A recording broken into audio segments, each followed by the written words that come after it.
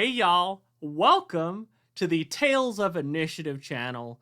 I'm Matt. I'm the host of one of the hosts of Tabletop Test Kitchen, and we're going to be rocking some Flabbergasted action this evening. Sorry I wasn't able to change the title earlier, so sorry about the false advertising. But since you're here, you should stick around for some laughter. Um, Thank y'all so much for being here. Y'all are incredible. The question of the day is, what are y'all's favorite pasta shapes? So if y'all want to mull that over and toss that into the chat, I would appreciate it. But before we get things going, we do have some sponsors that I need to shout out. Into the AM for some incredible graphic tees. GameStop, Day 20, if you want to get some TTRPG content and supplies. Level 1 Gamers for merch, swag, stuff like that.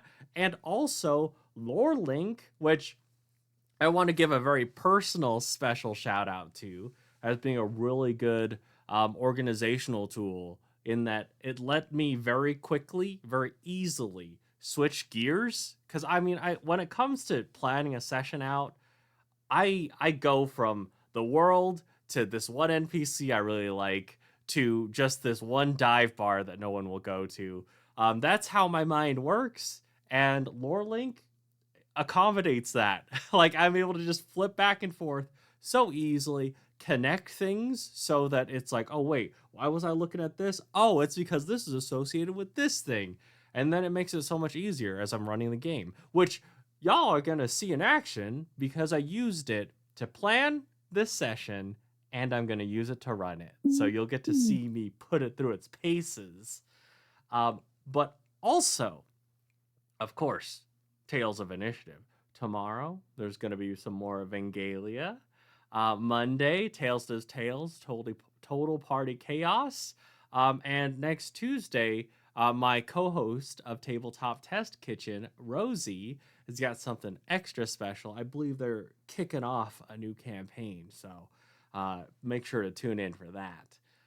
Now, at this point, before we get into our player intros, I do want to give a big shout out to Nicole as well, who plays Pearl for our society, our band group, social club, Society for the Prevention of Cruelty to Tea Kettles. She will be missed. I'm sure that wherever she is, she'll be sending her support from afar. We will carry on without her. But I know that she'll be cheering for us. But now, let's get into our players, our wonderful players. For each of you, please, your name, your pronouns, whatever you have to promote, where people can find you if you want to be found. And then your players are your character name, your character pronouns, and a little blurb about your character. We'll start things off with Danny with Caitlin on deck. Hi, it's me, Danny's Corner. I'm currently on the forefront. I was trying to make a pun about a deck, couldn't do it. My pronouns are she, they. And outside of here, where I play my little weirdo, you can find me over on Twitter at Animated Pizza and everywhere else at Danny's Corner, where on my own Twitch channel I do my own gaming, I do art streams sometimes, and also I do my own roleplay content. So if you want to go over there and check that out, I would really appreciate it. I also do art commissions, so if you want me to draw for you, I could do that because I like art.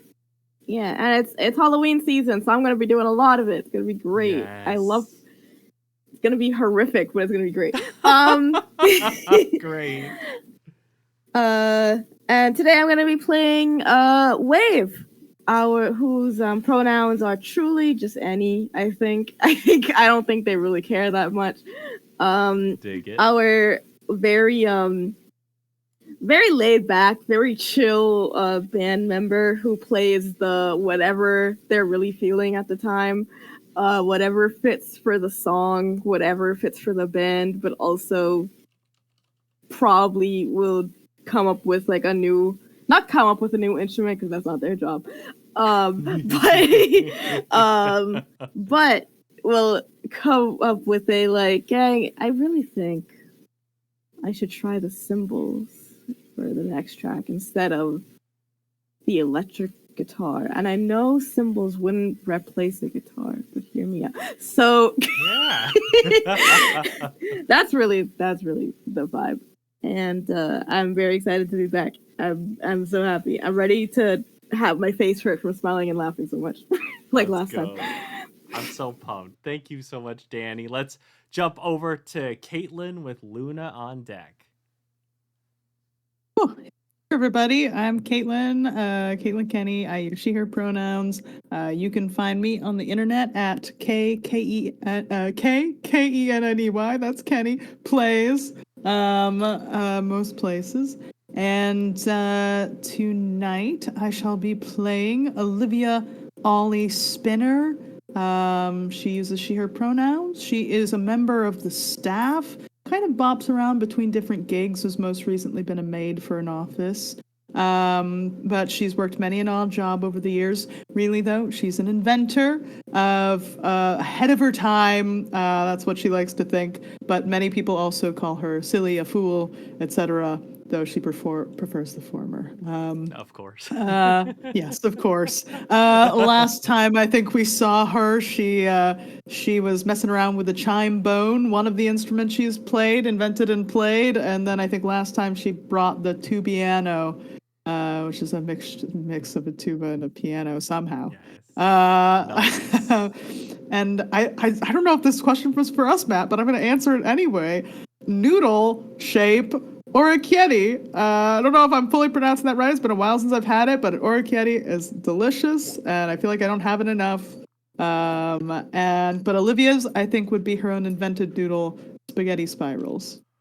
Oh my gosh. Spaghetti length spiral noodles. This is. I don't know if that exists. That's awesome. Hey, if it doesn't, then we know who can invent it. In the 1920s. I don't think I've ever had the orecchiette, so I've learned something new. Lovely texture, and it's I feel like I most often see it in the fall, folks. So if you want something with squash, usually broccoli rabe or kale or something, and some kind of pine nut something, usually that's kind of the deal with orecchiette. So. Oh my goodness. Okay. Yeah. I'm on board. Thank you so much, Caitlin. Of course. All right. Let's jump over to Luna with myself on deck. Hi, everybody. My name is Luna, as has been announced several times before. My pronouns are they, she. I am usually either streaming on the Lore Link channel. I stream here for any of the Society for the Prevention of Cruelty to Tea Kettle episodes of Flabbergasted with Matt as our wonderful GM. And I can be found really on Blue Sky only these days as Luna Lapine, same pretty much everywhere. My character's name tonight is Beryl Sullivan. She is a medium whose connection to the spirit world is, shall we say, dubious at best. But once in a while, she seems to get it right. So perfect for the spooky season. Her pronouns are simply she, her.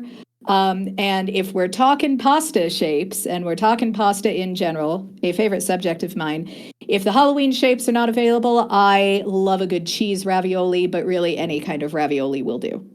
Ooh, okay, yeah. I'm on board. I am on board. I haven't had a ravioli in so long.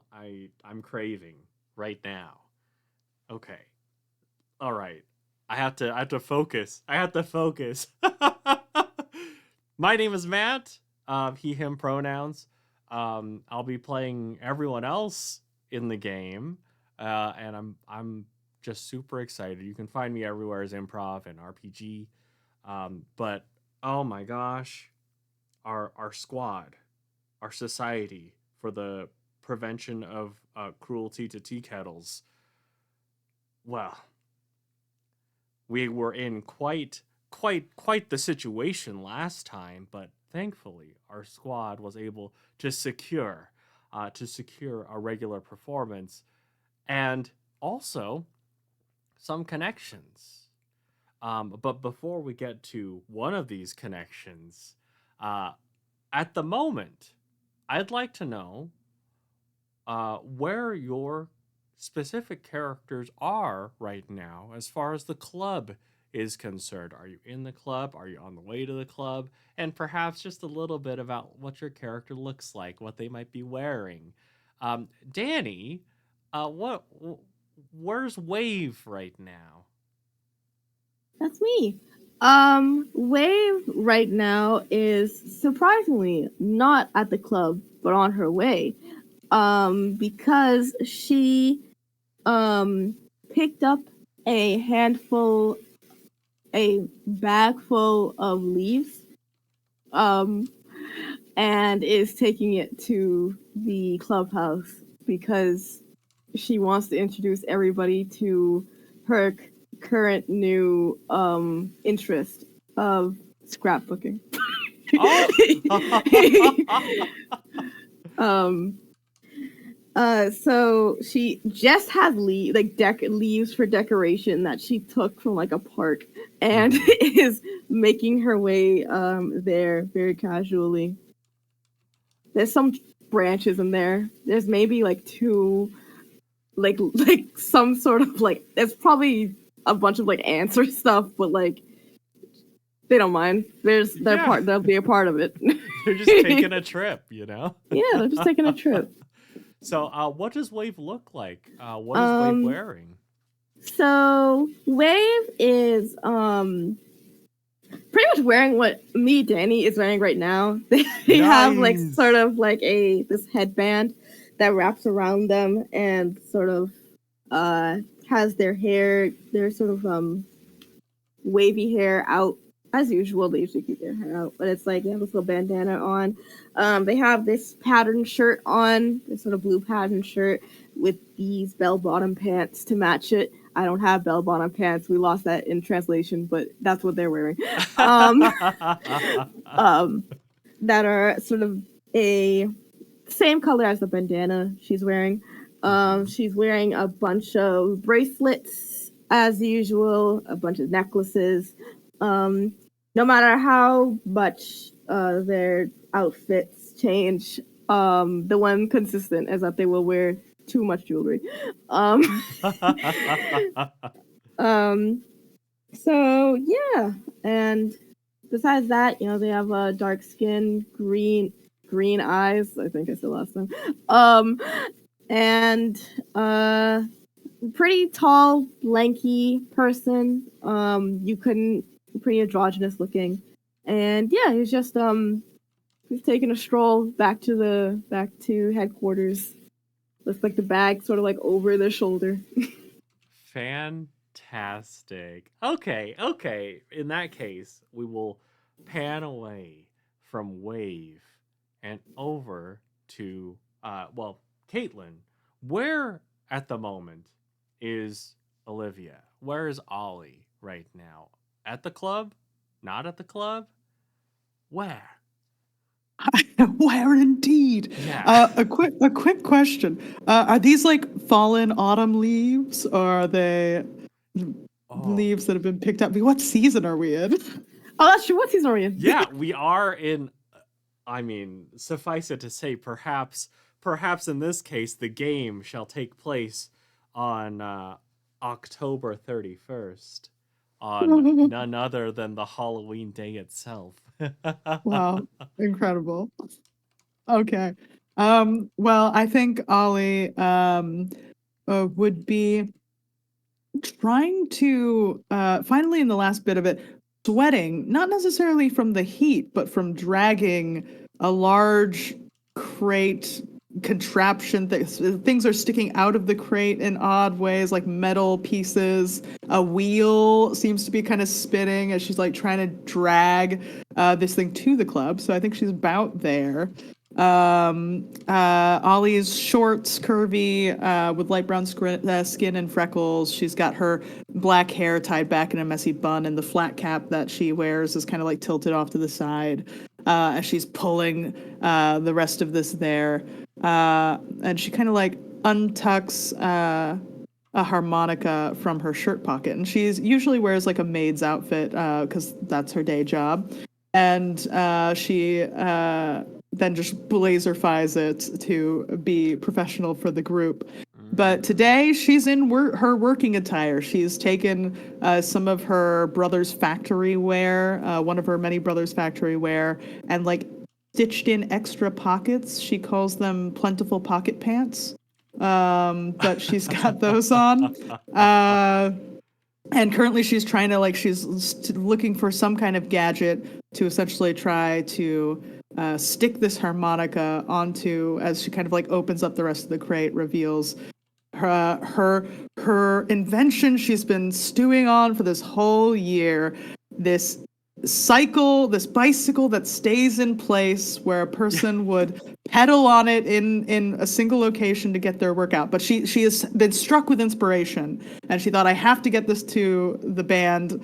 But she's like, I can't wait any longer. I need to attach it now. As she's trying to attach this harmonica to the, as she calls it, the spinner indoor cyclomatic. And so now she's trying to make it the spinner indoor harmonic cyclomatic, so that you can both work out and and play the harmonica. You're breathing heavily after all. So this is all the madness that she's concocting. Very multitasking oriented. I love it.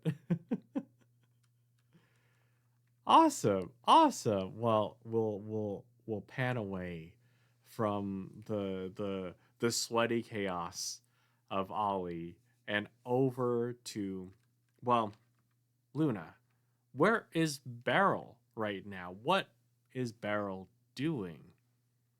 So Beryl is sitting with her theremin, and she's got in one hand a crystal pendulum, and you'll see her play a few notes on the theremin and then consult the pendulum. It's like she's tuning it using the pendulum, and as it continues and the pendulum swings, you see Beryl's eyes start to get a little sleepier looking, and eventually she's just sitting there staring at the pendulum with this vacant look on her face. And she's dressed for the fall weather. She's got a nice knit shawl on, draped over her shoulders, and she's wearing multiple layers of clothes that are just slightly out of fashion, but not so much that you can't pass it off as a deliberate choice for, that whole retro vibe type thing. Nice. And she's just generally like this little round, sweet Snow White type character, if Snow White could, in fact, communicate with the dead, which Beryl may also not be able to, so it's a wash. Phenomenal. Thank you so much, Luna. Okay, great. In this case, perhaps as Beryl, as you're consulting your pendulum, it feels like something is about to connect, something is about to reach you, when cutting through that, you hear the sound of the club phone ringing, and as it's ringing, kind of resonating through the place. It's very loud, quite shrill, sharp contrast to the music that y'all normally make. What would you like to do? Beryl drops the pendulum, the first chime of the first ring of the phone, and yells, "The spirits! They're communicating! You hear that? They're playing their instruments. It's the bell! The bell!" And as you yell, "It's the bell," I would like to imagine that at that point, both Wave and Ollie are coming through the door. I mean, it's up to y'all who first, but it seems like there's a bit of chaos going on inside. How would y'all respond? Oh, I like to picture. Well, for one, I think it's very funny the idea that Wave is not dressed for autumn weather because I like the sleeveless shirt on. I just thought about that. It's very funny to me. Second of all, I think Wave probably comes in first, but maybe just like just like a couple seconds before Ollie. Like she's like walking across the sidewalk, looks at Ollie like dragging this contraption, and then goes inside.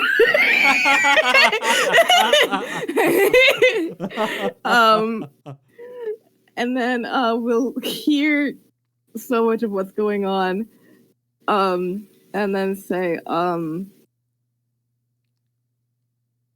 is it the spirits? I'm trying to, and as Beryl is sitting here concentrating very hard and focusing on this link to whatever spirit is trying to communicate, the phone continues ringing in the background as she just tries harder and harder, and as it keeps ringing and nothing is happening, nothing is connecting, she's, spirits, I don't understand, what is it you want from me? Okay, yeah, go ahead. Yeah. No, I was like, I think after like tinkering outside and like being in the zone focusing and then hearing this phone continuing to go off and knowing it's the phone and then knowing both of her bandmates in there and going, oh no. I think Ollie would just be walking in and like just straight to the phone while Beryl's like, spirits, what are you trying to say? And picks up the phone. Hello, this is the Society for the Prevention of Cruelty to Tea Kettles. How can I help you? As you say, you would hear like just it's like the sound of someone fiddling quite a bit with the connection, like with the cord out of sheer anxiousness. It's like kind of a little bit distorted, but you hear a voice that's familiar, that says, "Is Wave there?" Yeah, I Wave, it's for you.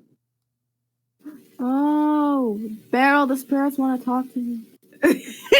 Okay, go home. Good luck, my darling. Remember, listen with your heart and they'll tell you what they need. My heart has ears, I remember. Mm. I will take the phone. Say thank you all. Mhm. Hi, this is the person whose name is currently Wave. It's Mildred. Mildred, hello. Hi. And it's like, it feels like when you answered, you could hear just a little bit of a sigh, like perhaps as far as if anxiety were packed into a balloon, just a little bit was let out, but only a little bit, as you hear, my sister is getting married and her band dropped out. I'm freaking out. Is there any chance you could jump in? I really need to make sure this event is perfect.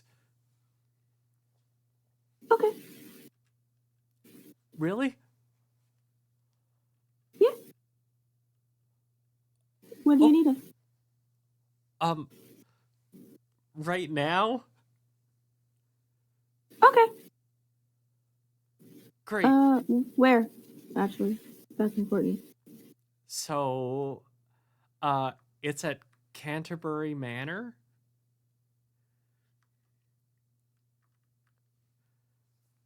Okay. You'll do it? Of course. It's free.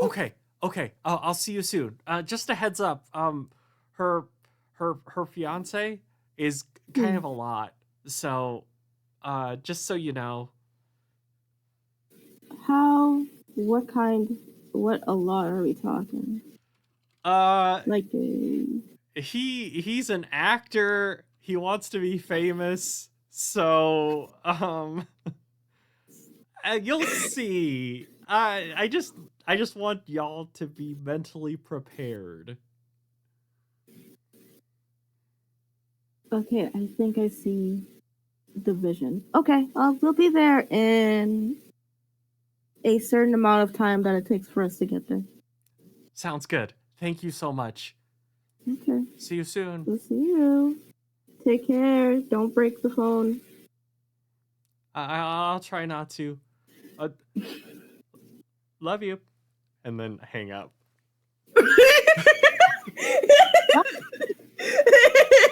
You see, Ollie told to see for the first time. You see, Wave genuinely like looks taken aback by something. It was for a split second. It's just. Wait. Oh, hi. We're going to go perform right now. Wait, so it was a job? Because it's not. This person sounded. It was. Was it the chef from the? What was their name again? Oh, this is Danny. Marigold? Mildred. Mildred. Jesus. Yes. Let me write down her name. I forget it every time we talk about her. You just said I love you. I don't look at me. Thank goodness you hung like- up. I think it's pretty on brand for Wave to like have I love yous with someone whose name she doesn't even know or whose name they don't even know. That's What are you're right. names? You're right. Actually. So you see, Wade just stares at you for a second. Mildred. Oh, right. That's right. Mhm. Great. Okay. Is it at Good Impressions or? No, we're going to do you know the manor that is really off-putting, sort of weird, gives off really weird vibes. Beryl stares at it every time we walk past it. Oh, is that the Canterbury one? Is that the oh, well, okay, so that's good. Mhm. That's Right. good. Beryl, you're gonna like that. I've only ever dreamed of seeing the inside of it, and I thought it would be to hold a seance for whatever undoubtedly twisted, horrifying creature currently owns it. But this'll do too. If Right, it's any consolation, it is a merit ceremony for an actor, so it's close, I think. Nothing more terrifying. You're not wrong there.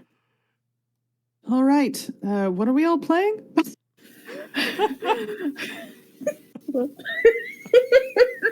Pearl's not here, so we got to balance things out. I just figured I'd throw it out there, and I know you've been having weird relationship with your theremin, like Beryl, as far as like wanting to play it, not wanting to play it. So I just thought I'd check in.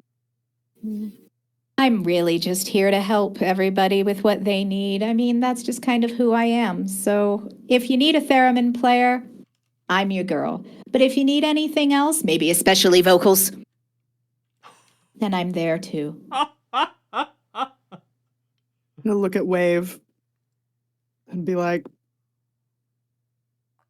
Pearl's not here. So Yes. Pearl can't be mad about vocals.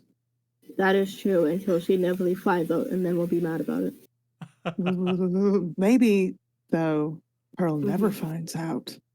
Okay. And then Beryl gets to do vocals. Okay. Good? Yeah. I wanted Beryl to do vocals for a very long time. Beryl just scares me. Pearl scares us all. Yeah, Beryl, vocal away. Ooh, what singer of the past should I channel for this? This is my chance. Oh, and Beryl is just now pacing back and forth with the theremin with this look of just wonder, and she's like going through the pockets and pouches and everything around her waist and pulling out all sorts of like channeling items, pendants, amulets, pendulums, her tarot cards, and just trying to figure out what the best option will be. Wave gets a flute. Classic. Wave gets the flute. Excellent. Well, I haven't fixed up my newest. That's perfect. So I guess I'll just go back chime bone, which goes well with vocals, right? That's wedding wedding material. A flute, a chime bone, and some ghastly vocals. With apparition of some, which I should have expected. Yes. Great. Good. Wait. Hold on. And I'm gonna go back to the phone. I'm gonna call Mildred again very quickly. Yes. Hi, Mildred. It's Wave again. What Hi, is Wave. your favorite instrument? Hi. My favorite instrument? Yes. I really like the flute.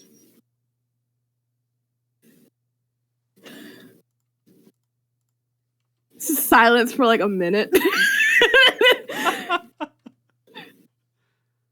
You're perfect. Thank you. And then hangs up the phone. Goes back up to Ollie. Okay, I'm ready now. Yes. Great. Yep. And real quick, I'm gonna look to Beryl. Have the spirits told you the lyrics yet? Beryl pauses for a moment and tilts her head and says, well, I'll need some paper, I'll need a pencil, and I'll need the right environment. Like the inside of the manor. Don't worry, they've never let me down before. I promise you, I know it's a little short notice, but I am 110% confident that the spirits will come through just in time, right before the wedding. This is fine. We will have it all taken care of. Okay. Great. So the venue, it's just a little bit out of town. It wouldn't take you super long to get there. But I would say if there's anything you want to do before going there, let me know. Otherwise, we can speed along. Oh, Is Jerome here? Or Yeah. is this our Yeah. little guy? The Thanks little for guy. remembering guy. me. I can never forget you. I was gonna go up to Jerome. That's his name, right? It was Jerome. Yeah. How did I remember his Jesus?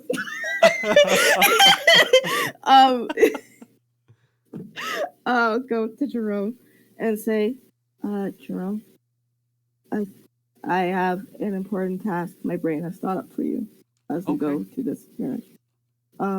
So apparently the person getting married is Mildred's sister, but also Mildred's sister is getting married to this actor guy who wants to be famous. You know, that sort of type of guy. Yeah. So I have something very important where if there's any very, very specific situation where it looks like famous actor guy whose name I don't know yet and probably shouldn't know, but I probably will not remember, so I will not know it. Seems like he is going up to Mildred specifically when it looks like she is doing the thing. Oh, I guess well you wouldn't know, but she does. Like, she sort of fidgets sometimes.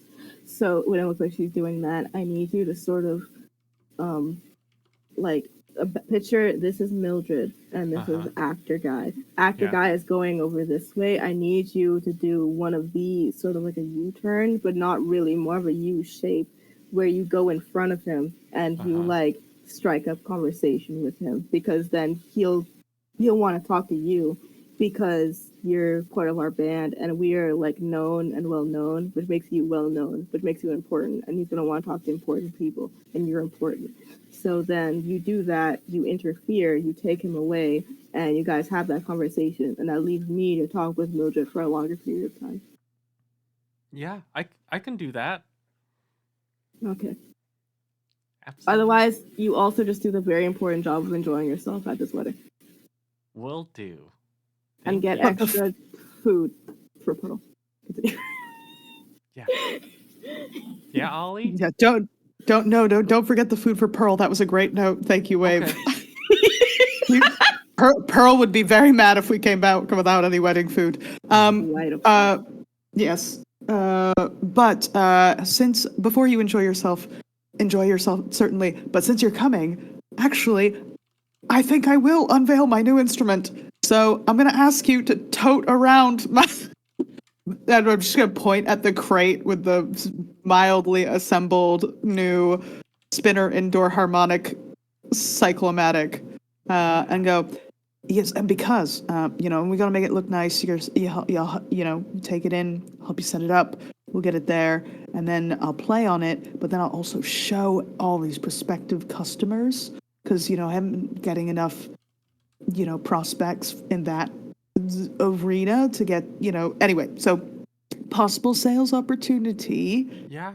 maybe. But you've got the crate. You're good. Okay. Yeah. Absolutely. Jerome, you're the best. Thank you. Do we need wedding garb? How fancy is this thing?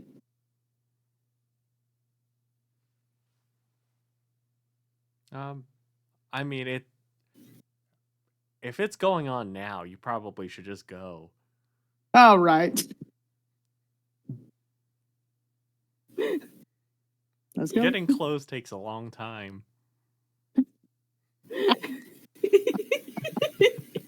Thank you, Jerome.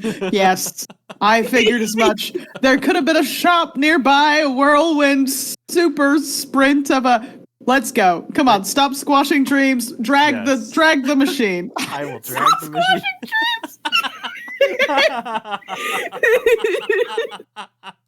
I just want to say I love the mental image of Jerome trying to load a chime bone and like this crate and a theremin into a horse-drawn carriage while like also playing it completely normal and cool. That's her boy. It's her boy.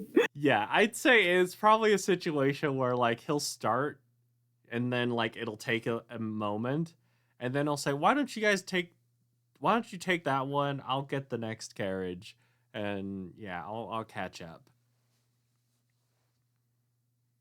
Great. Okay. Beryl suddenly reaches into her pouch and says, wait a minute! Before we leave, there's something very important that we have to do. Very important. Canterbury Manor is a seriously spooky place. I really feel just the vibes of the other world coming from it, and we should ask the spirits to protect us first. And she pulls a tarot card out of the deck. And it is... Actually, I'm not sure because that art is not really great. I'll get back to you on that, but it's this one. What? Oh my gosh. It's the 7 of... I'm assuming cups, but those are some pretty dodgy cups, I guess. So, woo. What I'm hearing is we need to drink at least 7 cups between us per person. That's what the spirits want. Jerome, could I get a cup of chamomile tea to go, please? Absolutely. Hooray! He'll run inside. And very, very quickly, very rapidly, come out with a little teacup on a saucer for you. That is indeed a Victorian to-go cup, I suppose.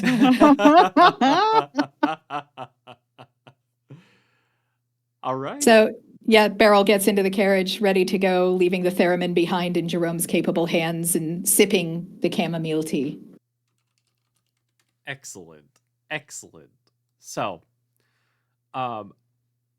Canterbury Manor.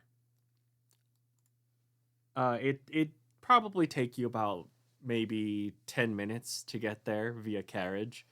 But from a distance, you can already feel the vibes.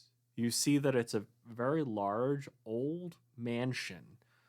Beautiful, but of course, rumored to be haunted. You see that there's a wrought iron fence, and there's someone who, as you pull up, they kind of gesture, and the gate opens with a creak. It's a 2-story building. The siding is gray, black window frames, a black roof, black wooden doors. There is a large wooden sign with a white poster board affixed to it that says, "Congratulations to Cassandra and Gregory." Now, as you're, I guess, getting parked, Mildred is actually at the front, sort of greeting some people. But as soon as she notices y'all, she'll run forward. And I guess she'll wait before y'all to emerge. She jumps in the car. I almost forgot myself there. Hello. Hello. Wave will probably get out first. To stretch. But then sees Mildred and says, "Mildred." Hello. Hello. It's like when she sees you stretch, she like extends her arms, and then she realizes it's a stretch, and she puts them back down. No, when I see like she opens her arms, Wave pauses and redirects, and then we'll go and hug her. Oh, okay. Great. She will, like, you could feel like just tension throughout, but as y'all come out, she'll say, "I don't tell anyone, but I may have accidentally booked a haunted manor. So I was trying to stay within Cassandra's budget. So I put a bunch of places down and I let her pick, and for some reason she was drawn to this one. Once I found out, I was trying to nudge her to the other ones, but it was like love at first sight for her, and now we're stuck." And we did the rehearsal dinner yesterday, and I thought everything was fine. But today, this afternoon, and at this point, I'll say the sun is currently it's going down. It's not quite all the way down yet. There's just a little bit of light peeking. It's not dark enough for them to have to turn on the lights inside the manor just yet. But she says in the afternoon they called me and said that it was haunted, and they didn't want to perform anymore. And I know that, well, if you and she'll gesture towards you, Beryl, because of course you were the one who was able to connect her with her late mother. And she'll say, if you could work some of your magic, maybe talk with the spirits, tell them we'll only be here for a couple more hours, we'll be okay. I just want to say that Beryl is like hanging half of her body out of the carriage window, sipping the to-go cup of chamomile tea like this, wide-eyed, just listening and hanging on every word. Excellent. And I'll say this, at this point, like as y'all are talking, you will see a gentleman with immaculate slicked back hair, who is wearing a tuxedo with the tails, and it's very obvious because every gesticulation is making those tails fly. And as he's like greeting people, he will spot you all, and then you'll see him start to saunter over, and then Jerome arrives, tumbles out of the carriage with all of your gear, and then he's like goes for like a interception line, and then he remembers what you told him, and he'll go back behind and then do the U to stop. But at the moment, Gregory has been intercepted. Now, Oh, Jerome. Mildred will continue and say, if you can keep the hauntedness from the rest of the guests, especially from Cassandra, because she's a little superstitious when it comes to love, and she would take this as an ill omen that she shouldn't go through with this. So if you could keep it all on the down low, just make sure that no one knows that it's haunted. Has anything haunted happened yet outside of the previous band deciding they were Yeah. too afraid? So this is the reason why they said they didn't want to do it anymore. And on our Discord chat, I'm going to share with you a little picture, which I will also show on our stream. But in this case, there is a little picture of you would see a band performing in said mansion. And Mildred is gonna point at in the corner and say, "Do you see that? There's just a little figure, a small child." And the band said they saw just this blur of a small child, and then the kid was gone. So, I mean, if it weren't for the photograph, I wouldn't have believed them. None of the children that were in the families in the rehearsal dinner matched the description. It was just a little kid wearing blue overalls. Beryl nods sagely. Child ghosts. Nasty business, that. Yeah. But that's where you'll be performing. So please be careful and keep it hush hush.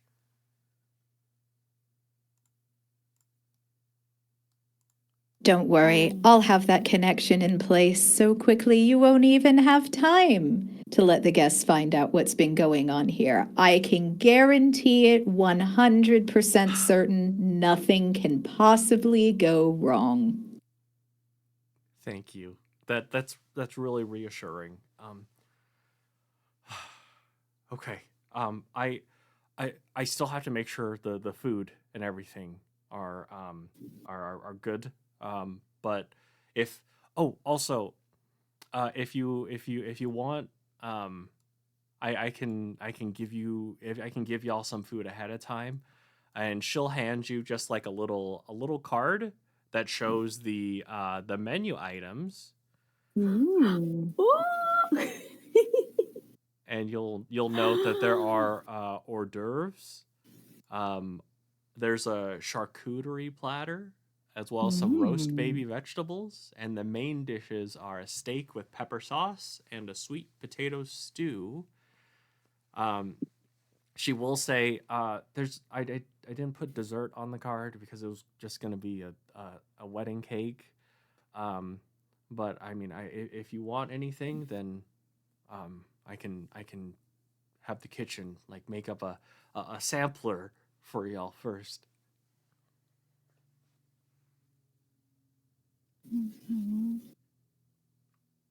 Is there anything you'd recommend? Like, if you were looking at the menu and you were like, you got special privilege to taste something first, what would you taste first? Honestly, I'm very, very proud of my sweet potato stew. It was the first thing that I made for Cassandra that she really, really loved. So, and I mean, when we grew up, I was taking care of her, and so it was a little bit harder to it was harder to feed her vegetables, And so this was the one where she said it didn't really taste like vegetables. So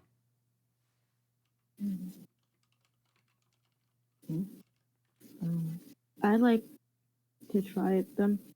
I love sweet potato stew. No. wonderful. Okay. I'll get that started.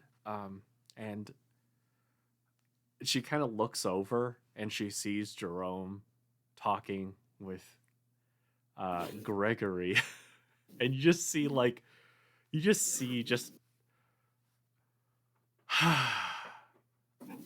and she'll walk back in.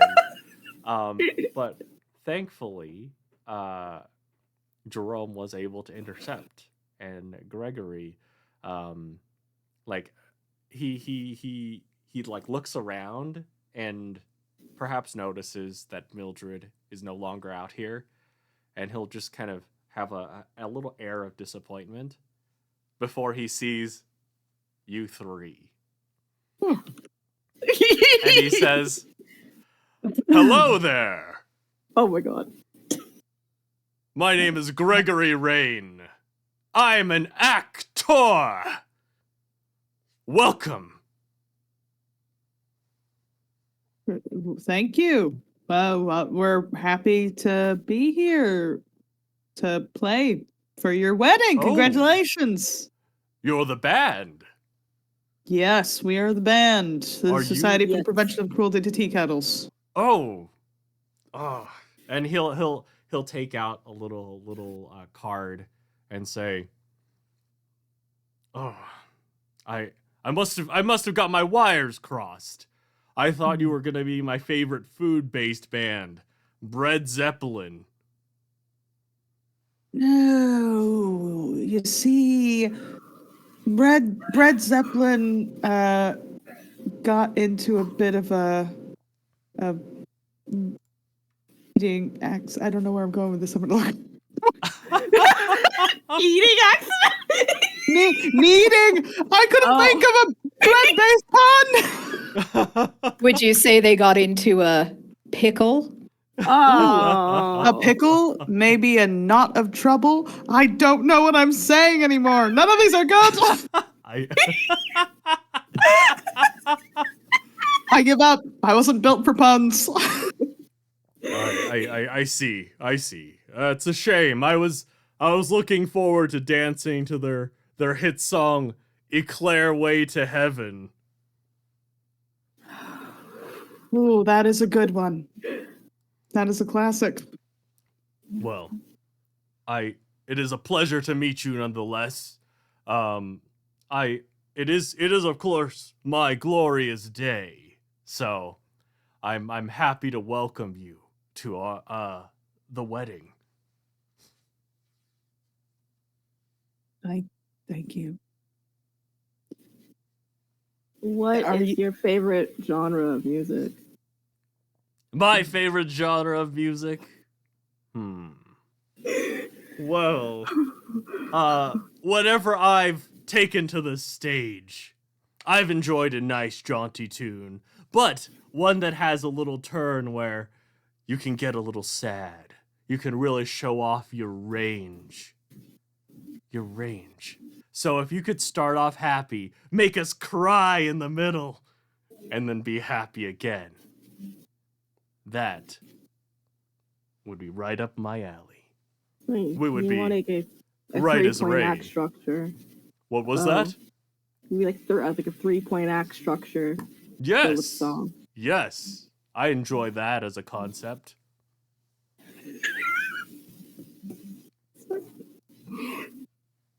Fantastic. Well, Thank you. we've got a show for you, for sure. How's the bride doing? Oh, yes, of course. My supporting actress. So Cassandra, my fiance. Of course, though I do have the lead role, I cannot do this without her. And I think she's doing quite well. It is, of course, bad luck for the groom to see his bride. And so I've been milling about, and greeting everyone while she's preparing. Let it be known, Wave fully walks away. Just excuses himself from this conversation and starts walking away to go look for Cassandra herself. So I will say this. This guy does seem to be very much like he loves hearing himself talk, and it seems like if you don't stop him, he will keep going to the point of it being detrimental for you as a group. Mission things. What?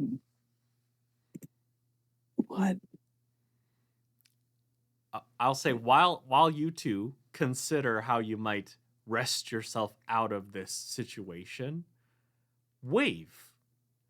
I would like, as you walk away, to perhaps look for the bride. When you enter, you will note that as the sun has reached the point where you no longer see light shining onto the mansion, the lights within, mostly like the sort of the string of like Christmas lights, though all with the soft yellowish orangish glow, those have started to turn on. And as you enter the initial like sitting room, you would see that there is a set of stairs that goes up, though there is a sign that blocks it off in kind of a nice but slightly passive aggressive way that says thank you for not going up the stairs. And there's an arrow that indicates where the wedding is. There's also a picture of the bride and groom, a congratulations to them, as well as a book in this room on a table where guests are signing like well wishes, signing their names. But you do note something as these lights are turning on. The picture of the bride and groom, there's something odd about it, and I will admit, I personally did not want to find a picture of an actual wedding couple and make their faces weird. So I'm sharing this. Imagine that the stick figures are in fact a real photograph, but the image, for our audience watching, you'll note that the faces are red. That's just because the actual color is a little bit harder to see on the stream output, but it's actually like a yellowish greenish hue. But no one seemed to react to this. In fact, Wave, in that moment when you saw this, it seemed to only show up when the lights turned on.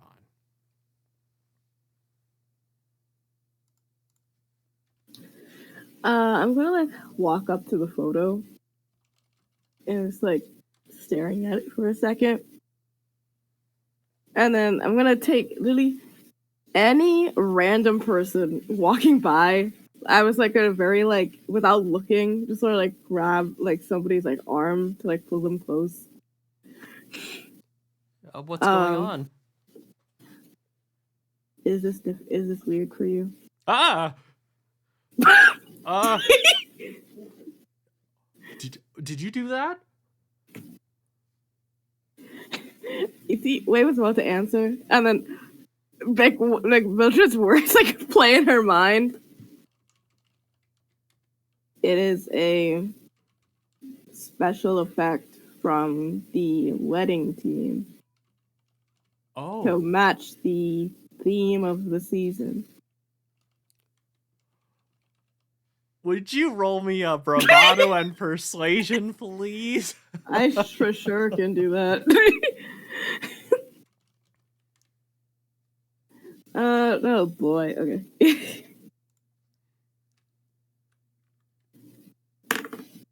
Okay. Okay. 3 5s. Oh my gosh! Yeah, that's very successful. This wedding guest is gonna say, that's very cool. Wow, they really went all out. I mean, I thought it was weird that it was here, but I guess they're into that kind of thing. Yeah, it's because Halloween, and I think I heard actually from a bird that it's actually like that, like this is around the time when they first the two people getting married, when they first originally met, and that they bonded over horror and scary things, and so they wanted to incorporate that into their ceremony to celebrate their everlasting love and affection.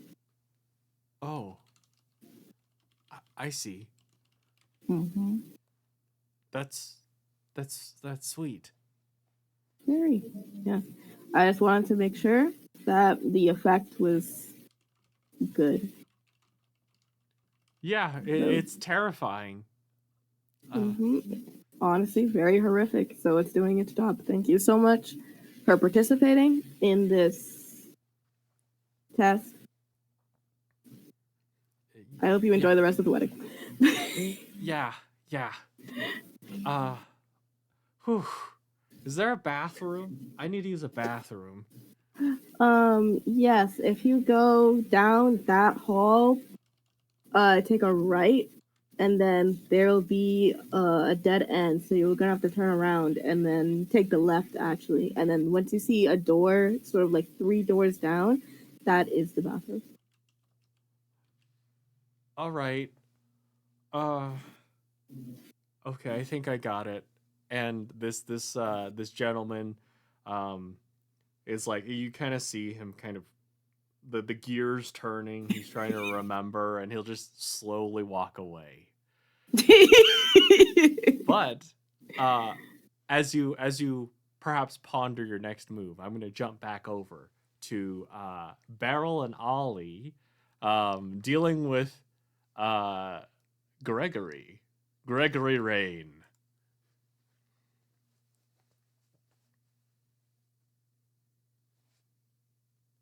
Beryl, I think, is watching him kind of with slightly narrowed eyes.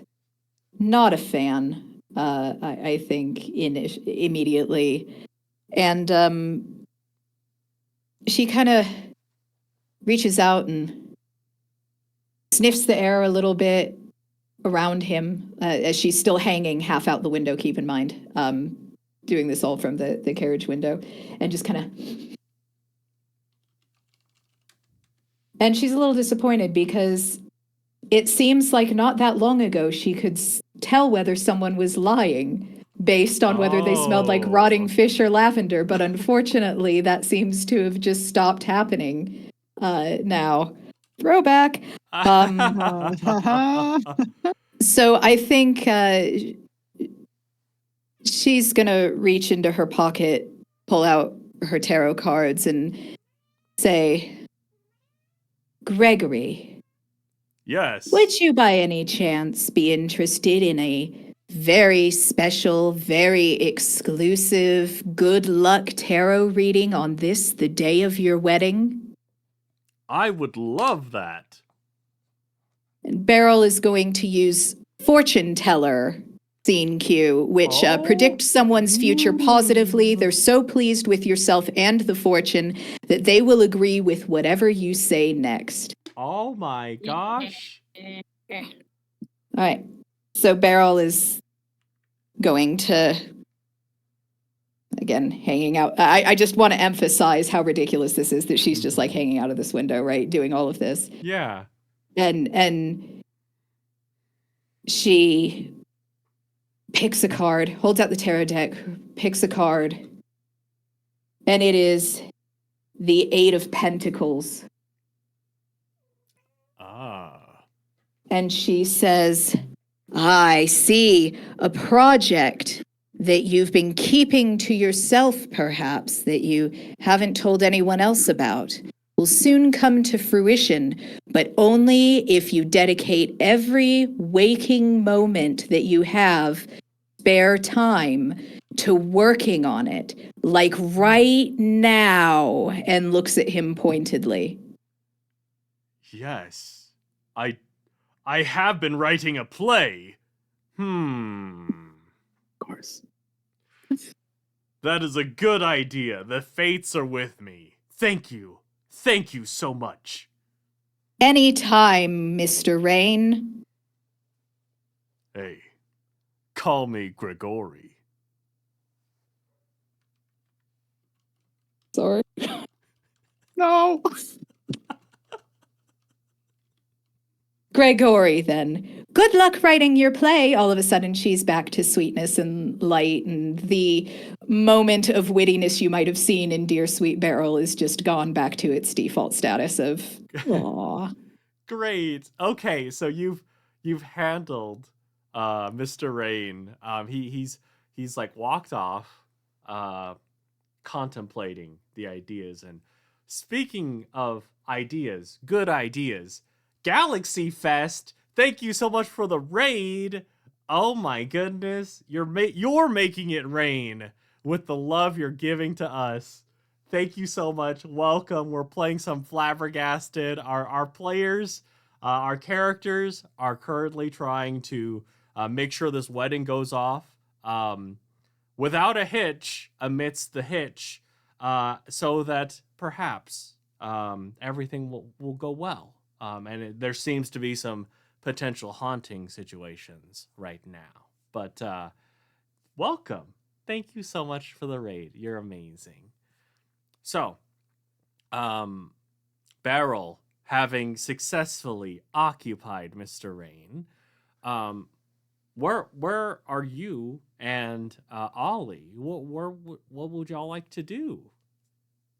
I think Ollie, who I think at some points probably stepped out of the carriage, but would like kind of step back up into it awkwardly, like spanning that awkward distance, and just like give Beryl like a pat on the shoulder and be like, "Well done. That was sublime."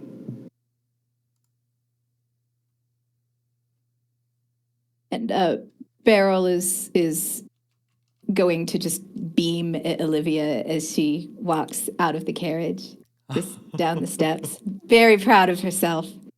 And Jerome is still there, am I correct? Yeah. Okay. So as Beryl gets to the bottom of the stairs, she's going to knock back what's left in her to-go teacup of chamomile tea and hand the saucer and the teacup to Jerome without looking at him and saying, "Thank you, Jerome. I'm here to make this wedding a success." And just starts flouncing towards the manor that she has wanted to get inside of all of this time. She's just so excited. She's practically skipping as she goes towards the front door. I think Ollie just turns to Jerome and goes, "This is going to go well, right? Right." Yeah. Absolutely. Yeah. All right. I've got to pick up the stuff because that guy is wild. Yeah. But No, definitely. I'll get things set up. But you guys can. Ooh. Oh yeah. No. Just watch out when you're setting up for like a little kid. If you see a little kid in blue overalls, don't think too much about it. Just come let us know if you do see someone like that. Okay? Okay. Yeah, I can do that. Right. Stay safe. I'm gonna You go too. after Beryl. Great. We're as the two of you enter, you would reach the front sitting room where Wave is currently looking at a picture, a photograph of our lovely married or yet soon to be married couple.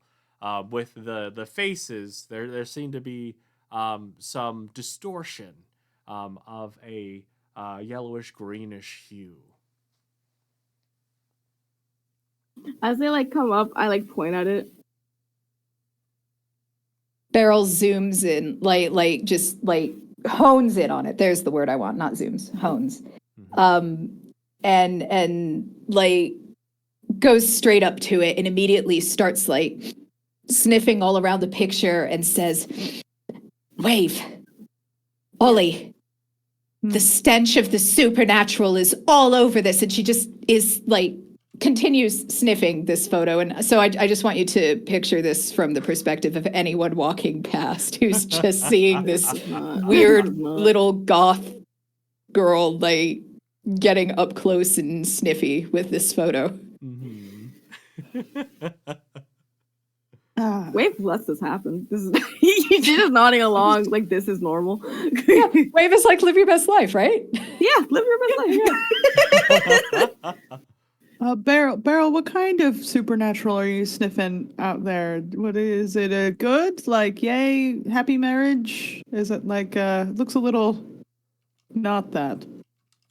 Beryl stops sniffing and spins around, very serious look on her face, and says, Olivia, Yes. this is a wedding. Of course, any supernatural involvement is not good. Natural involvement is rarely good when it comes to these things. This is true. I've been to like 20. Fair point. I feel as if there's a curse. Yeah, a curse. That's it. There's got to be a curse on this manor. And Beryl's just like looking all excitedly around.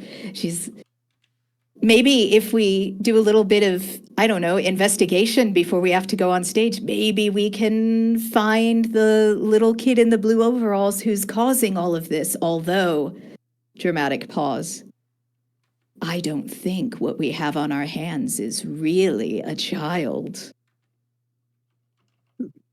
As in, Whoa. it's not really a child because it's a ghost child, or it's not really a ghost child, it's something else. Beryl thinks very, very hard, painfully hard. Like you can see the wheels, the cog wheels are turning, the rat has long since passed. And she says, to be determined. Oh, right. Could I have Beryl, since you decided to sniff the picture, could I have you do either a wit and sharp or a creativity and passion, please? Let me see. Since creativity and passion is much higher than my wit and sharp, poor dear sweet Beryl, I am going to go with that. I've got 3 points, so that's 3d6. Come on, no whammies. Oh, there are whammies. Unfortunately, I got a 1, a 2, and a 3. 1, 2, 3. Yeah. But it's in numerical order. Surely that means something. Right? It's a sign from the spirits. Well, I would like to ask you if you would like to use a scene cue of some sort in this case. Or there is one thing. I'll mention this to the audience as well in case it comes up. Though you don't necessarily have to use it here because it is a super special ability that my players can call upon because I neglected to hand out any lucky coins last time. So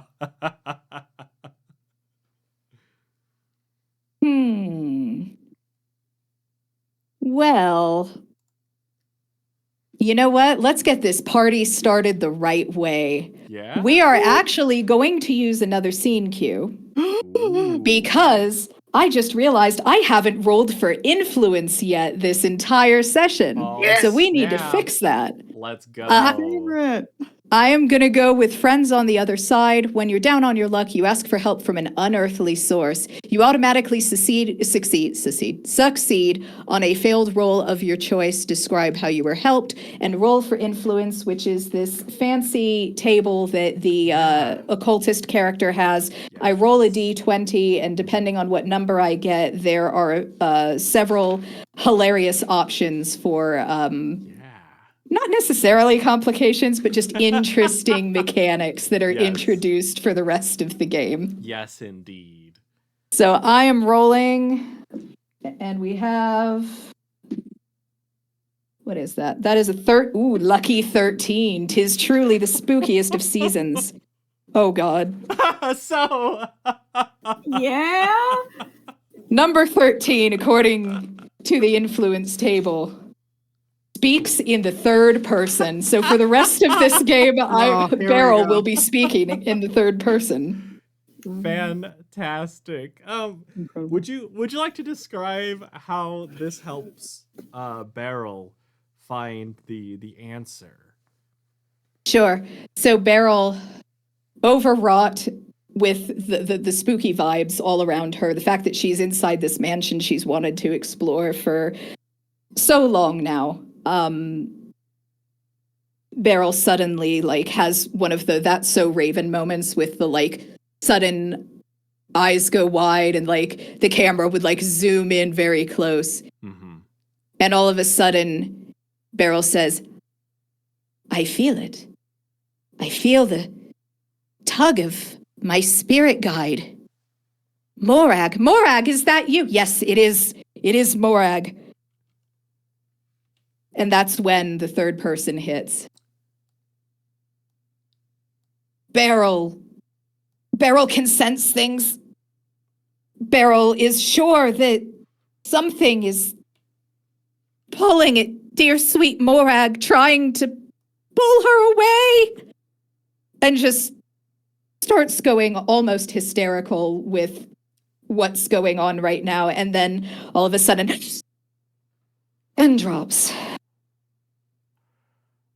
All right. And says,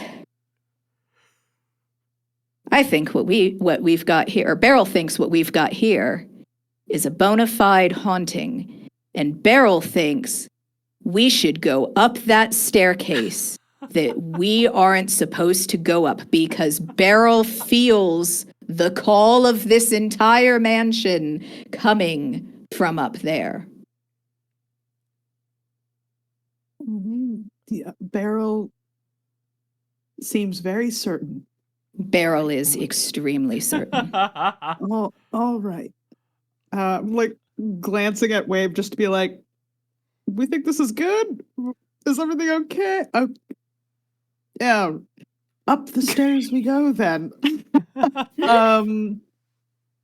And does it seem like anyone else is around, or is it just us currently in this? Currently, it's just y'all, but I do want to sneak a little thing, a little itch in Beryl's brain, Ooh. because you do have a success, and the sniffing, it's you think your senses are telling you, if you want the haunting, if you want to commune with spirits, yeah, upstairs is perfect, because what's right here doesn't seem to be a spirit thing.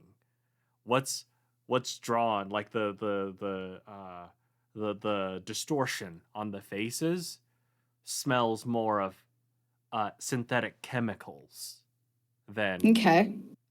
something otherworldly. Okay. Perhaps in the veins of, and I would also say this, looking at the lights, the string of little Christmassy lights, there's one of them that is darkened, though at first glance it might seem to be a bulb that's out, but it does have a little bit of a shine, and that shine seems to be what's showing this distortion, because if you lift that bulb away, the faces are normal. Beryl would definitely notice the shine. Anything shiny, Beryl is going to go after. So, yeah, Beryl walks over and looks at that light bulb. Moves it, puts it back, moves it, puts it back. Turns back to everyone and says, "Oh, yeah, it's definitely not here we want to be. Someone is trying."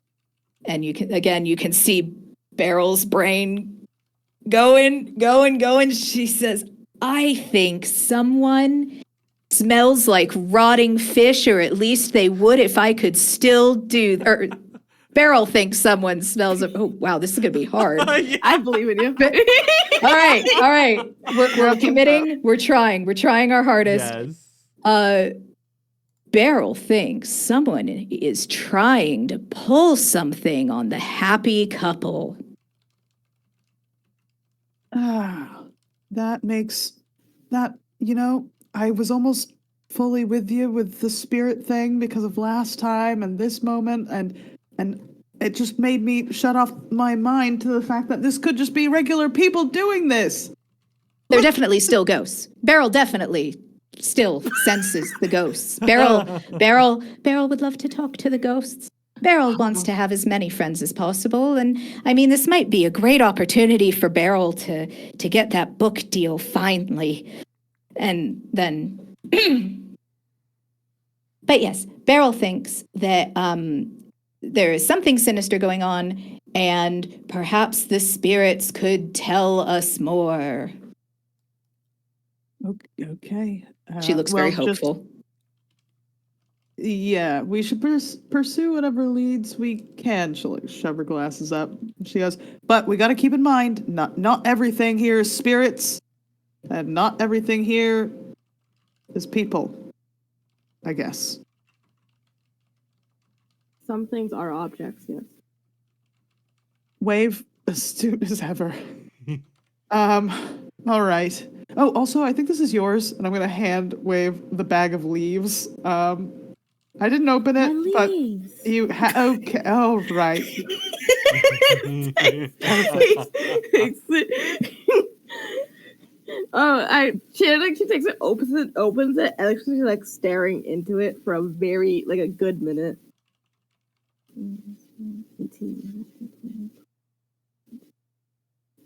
Are you counting your leaves? Yeah. Were they all accounted for? 60, no, 70, 80, 90, 100, no. Wait. No, yeah, 100. Okay, we're fine. All right. Well, no spirits or people finagling with those yet. So, that's good at least. Are leaves, Beryl, are leaves a good offering for spirits that maybe don't want to see a wedding happen?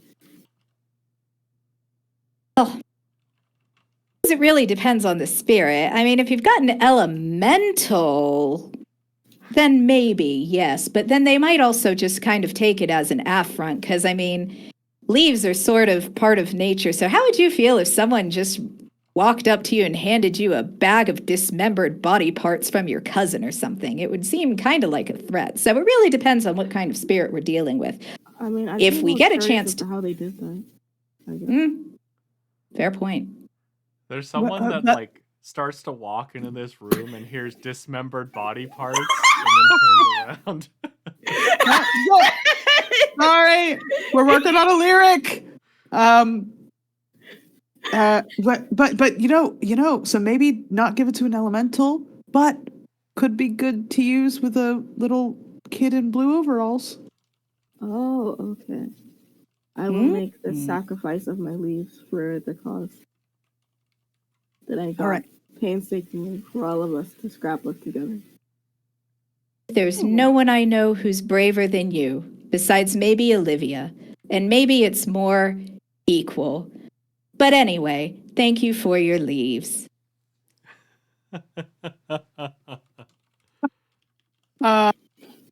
Yes, thank you for your leaves.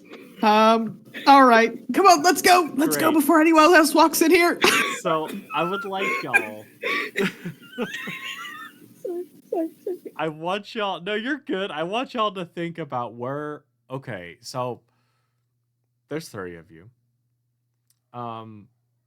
You can choose to stay together in traversing a haunted house, or you can split up.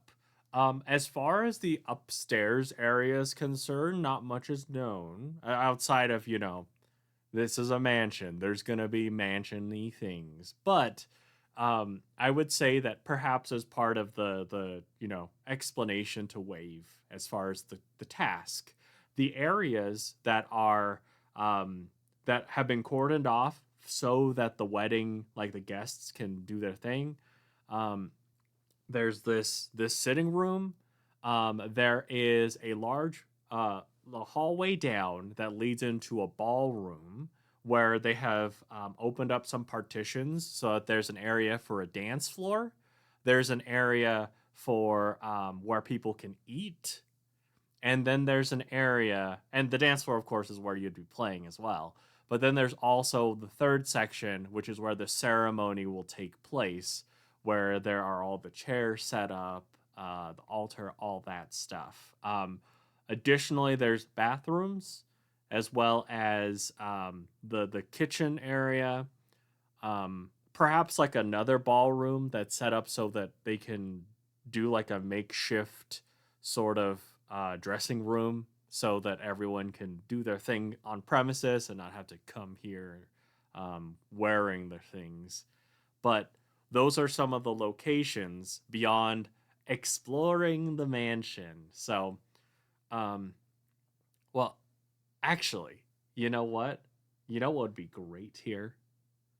Y'all are going to have a little bit of time to think about whether you want to split up, whether you want to go to a specific place, because as y'all are considering, as y'all are thinking, there's going to be a yell.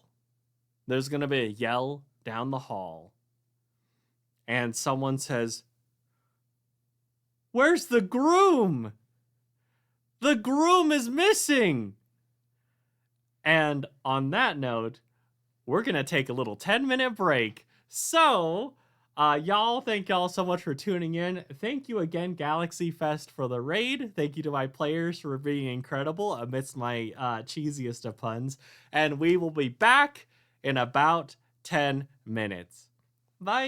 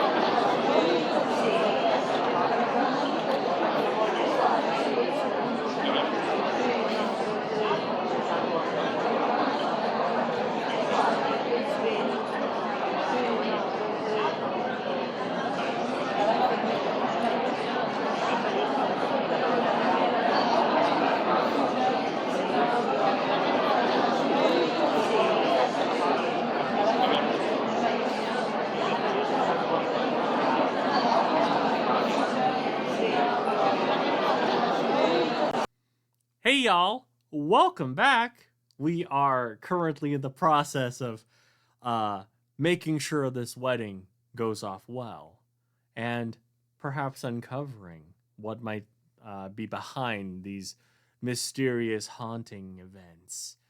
And here, well, our group is together. What do y'all want to do? So as we hear just the sudden scream of "Where's the groom?" I think you see Wave like slowly turns to like the sound of the noise and just goes, "Uh-oh." Yeah. Okay. I immediately have a solution. Why don't you? I point at Beryl.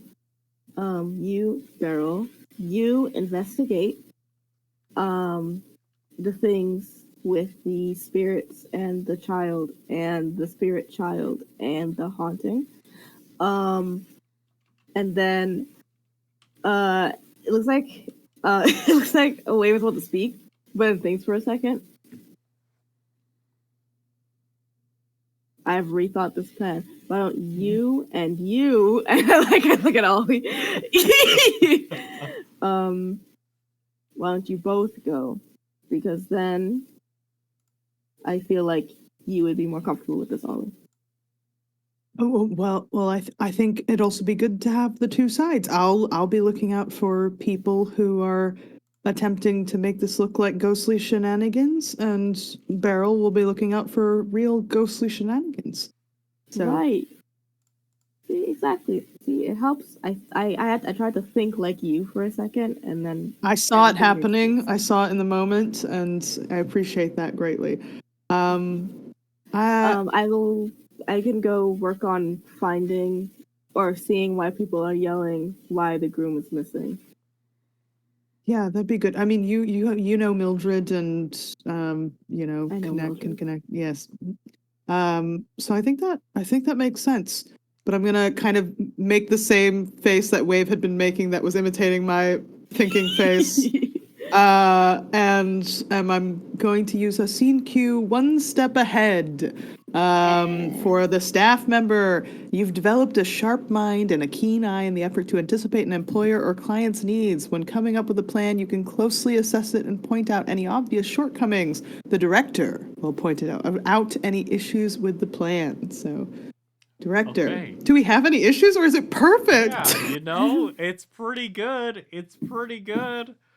Except for one thing. I knew it. In that, I mean, you are the band, so. The biggest thing. We didn't even think about it. I'm like, nah. I mean, Jerome could, like, I guess he could do some stand up or something, but. And stall.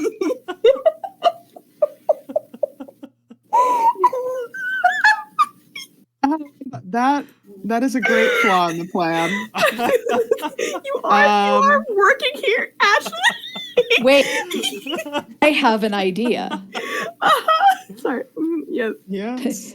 Beryl has an idea. Beryl has her theremin with her, and all you really need for a theremin is just something to do the thing and wave over it. And wow, I'm really glad that I had to check my hand gesture there for a moment. I'm so sorry. You're good. Mildly worried. We're fine. We're moving on.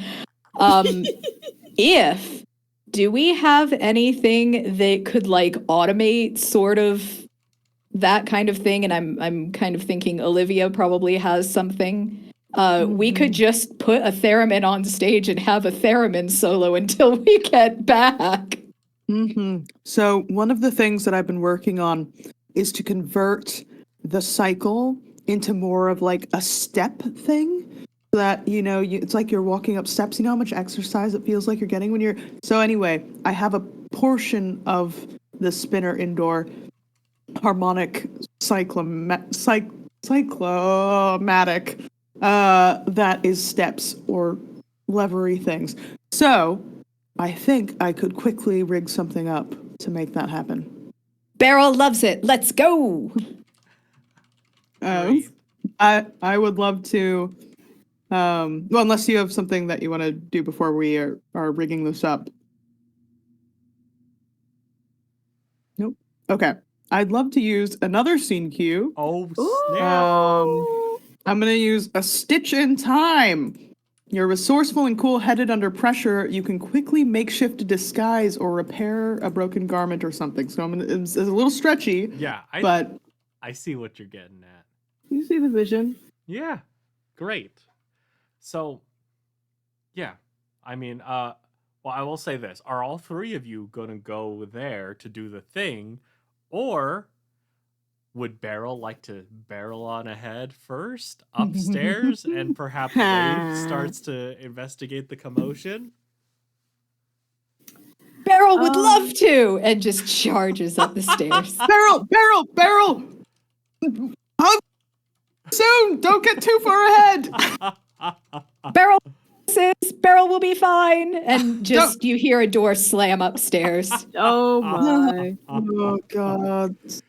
Great. Well, if you turn to Wave, Wave is no longer by his side. Does this keep happening? I would like to ask, where is Wave going? I'm going to wherever it sounded like somebody screamed about the groom. Okay. The scream happens where the in the center ballroom area with the where the people are eating, where the food is. And I would also like to ask where Beryl, when you go upstairs, like, is there a particular sort of room that you would be drawn to in a mansion, whether it be a bedroom or anything like that? Oh, it would be the spookiest, mustiest, like an attic or like a storage room or something like that, where it's like there's tons of boxes and mannequins and Great. old garments and mirrors and yeah. Fantastic. Phenomenal. Okay, so I'm going to start with Wave, and then I'm going to go to Ollie and then Beryl. Because this is probably the funniest setup. So Wave, when you get there, you're gonna see a lot of people that are like just looking around. Like, there's got to be someone in charge. Something's got to happen. And then someone's like, do we tell the bride? And then someone else is like, no, please, it'll upset her. But there seems to be just pandemonium going on here. You see, Wave walks up, sort of looks around at everybody, is hearing all the commotion. And we'll just think for a second.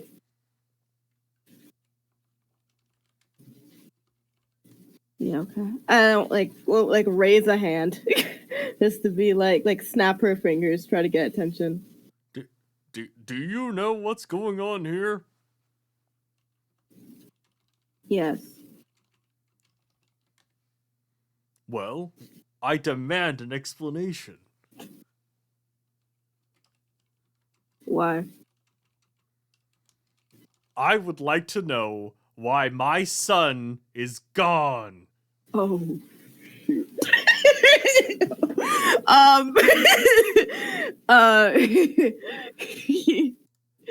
Wave doesn't react at all. That's me, Danny, going. Does he is planning a grand entrance for the moment, as is his prerogative as an actor. This feels like a persuasion situation. A little bit. A tiny bit. Um. Here we go. This is fine. This is fine. This is fine. Okay. Okay. Okay. I got a 1 success. Okay. He's gonna say, huh, that does make sense. He does like to make a very dramatic entrance wherever he goes. Yes.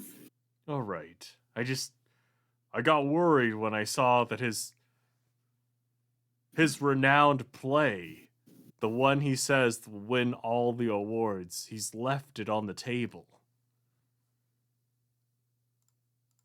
I think this is a part of the play, from what I understand. I think he's doing his own form of rehearsal. Oh. Okay. And Can you please show me where this was left? yes, and he'll lead you over to a table, and you see just like the beginnings of, um, he's got like the stage directions and whatnot, but it seems like most of it is focused on like little drawings of himself in certain sets and locations and costumes. But he does seem to run with the food based concepts. You see, it's titled "Flan with the Wind." Oh. Oh my. You see, Wave looks at it and picks go pick it up. You see in Act 2, page 27, there's this whole moment where he just him as a person disappears, and then he leaves this treasured belonging behind. And you can see here by this line, the singular line here on this page that I think is supposed to represent a person, is there's a journey that has to be had to then find him and return it to him by not the hero, of course, because he is the hero doing something that will then be revealed in the second play. You see, there's a follow-up. A sequel. So I see. yes, he's setting up right now for the sequel. He's testing the waters, I think, for this idea because it is interesting. And as you're saying this, and in that moment, Ollie, your scene cue, your attempt to set up an automated system to play the theremin goes off without a hitch, and it starts to play, but that's not the only thing that starts to play, because as the theremin starts to play, you also start to hear, as you recall, in that room with the band, there was a piano, piano that has this centerpiece, this wreath with flowers and the Christmas lights on it. But that piano starts to play too. It starts to play a fairly jaunty tune, but maybe 2 beats too slow. Does it sound familiar? And has anyone else caught on that this piano has just started playing on its own? So, yes, because over where Wave is talking with Grigory's father, they are starting to hear the music come through.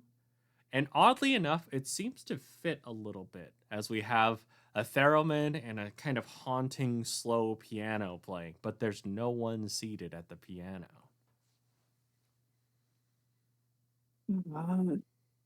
Isn't this?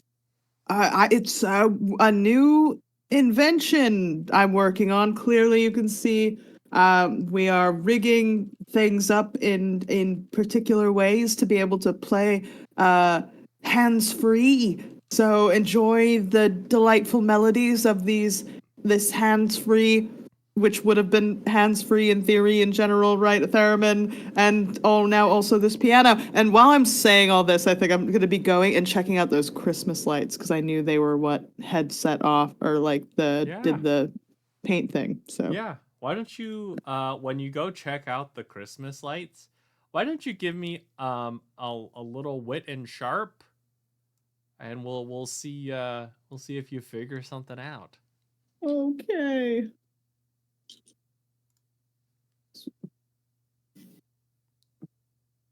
Oh, thank goodness. I got one success. Okay, great. You would note, like, checking out the Christmas lights, there's like a tangle of wires. But it obfuscates the fact that there is a wire that is connected from the piano down into like a little side door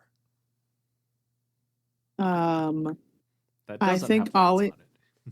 Ooh, okay. I think Ollie's gonna follow the thread and get like a little excited. Somebody else inventing something really cool and like, oh wait, how is this working? What's this mechanism? But I want to find it and just confirm that my thoughts are right and also how to make this work for ourselves later. Okay. Yeah, you follow it, and it trails underneath a door along with the other Christmas lights. It seems like it's plugged in there. Is the door is closed or open Yes, or the door is closed. is there a sign or anything that says I should keep out? No. Perfect. I think I'm gonna creak it open just to do a little snoopy snoop, and see if I hear anything / can see anything through a crack before I fully go in. All right, when you crack the door open, what you would see is that first off, there is uh, a red wooden box. And this wooden box, there are um little creatures that seem to be popping their heads out every few seconds before being smashed on the head with a little plastic knife as you see a small child wearing overalls, little striped shirt. He's smacking at this little whack-a-mole game. He's standing on top of a set of stairs that leads up to this game. Um, of course, because he's not as tall as a regular adult, and so he's just smacking away at it every time one of the little mechanisms pops up. Two questions.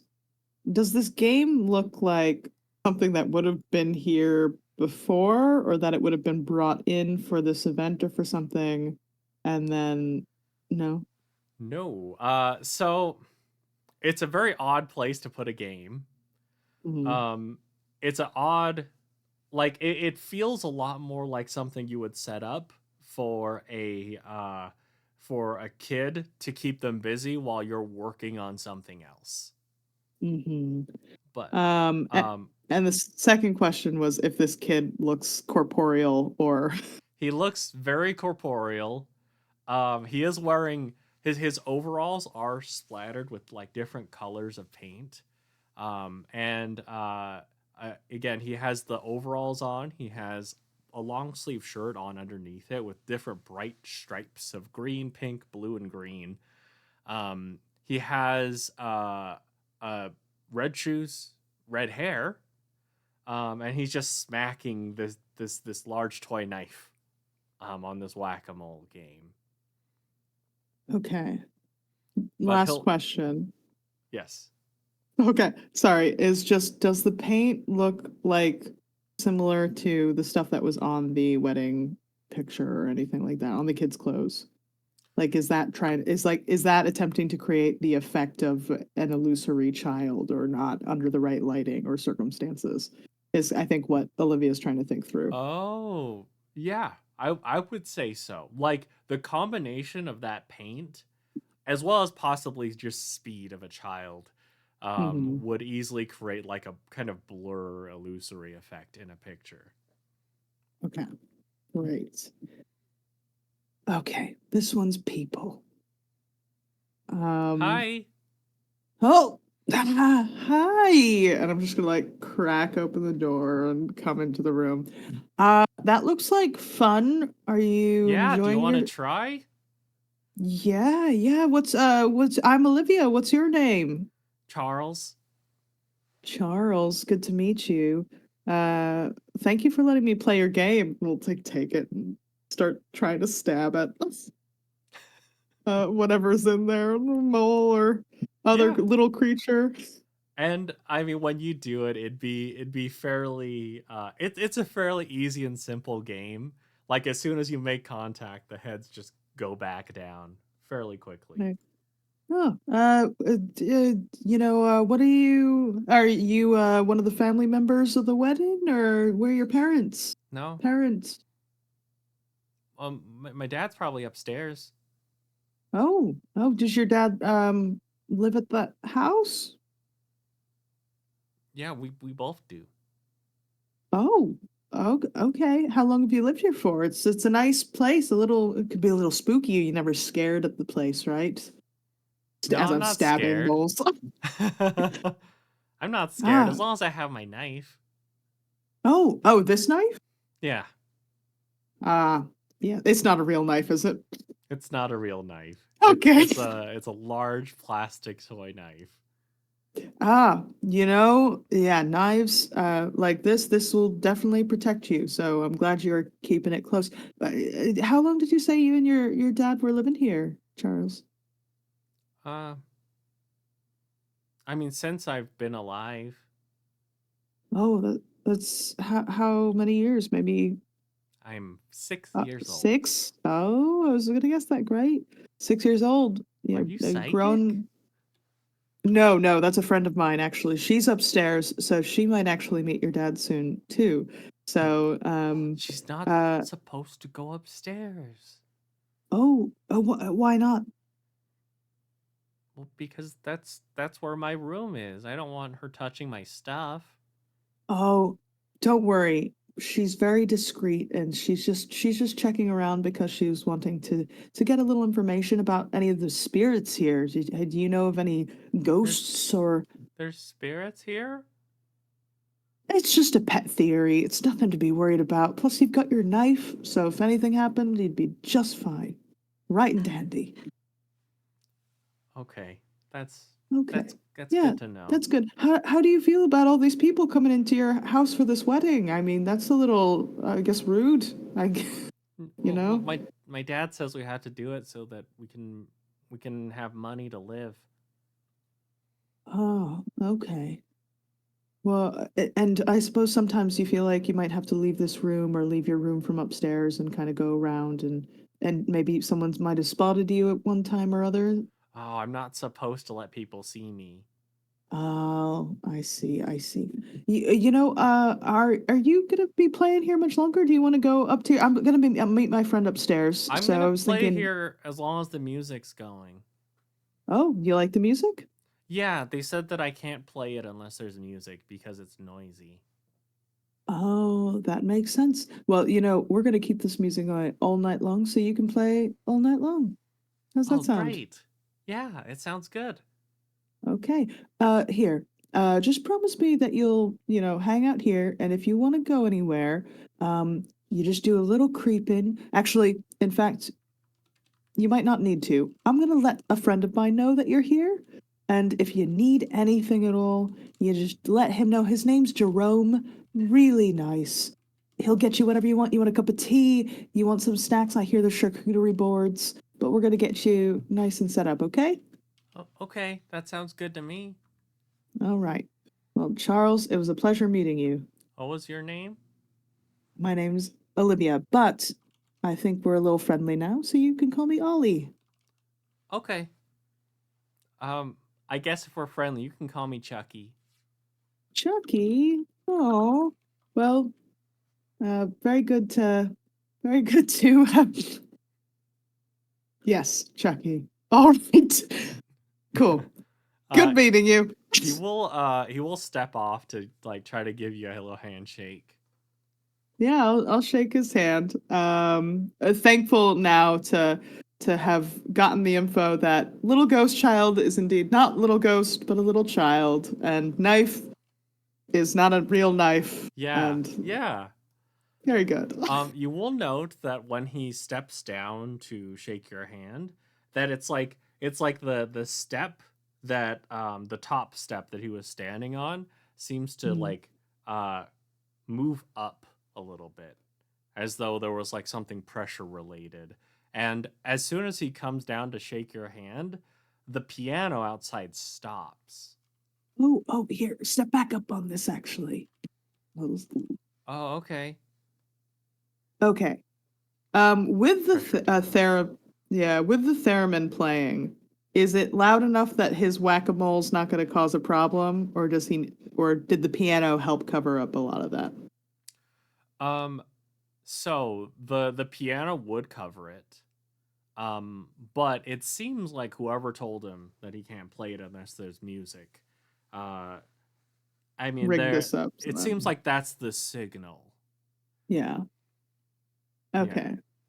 But when Okay. you have him step back on, the pressure thing goes down again, and the piano starts playing again. Okay.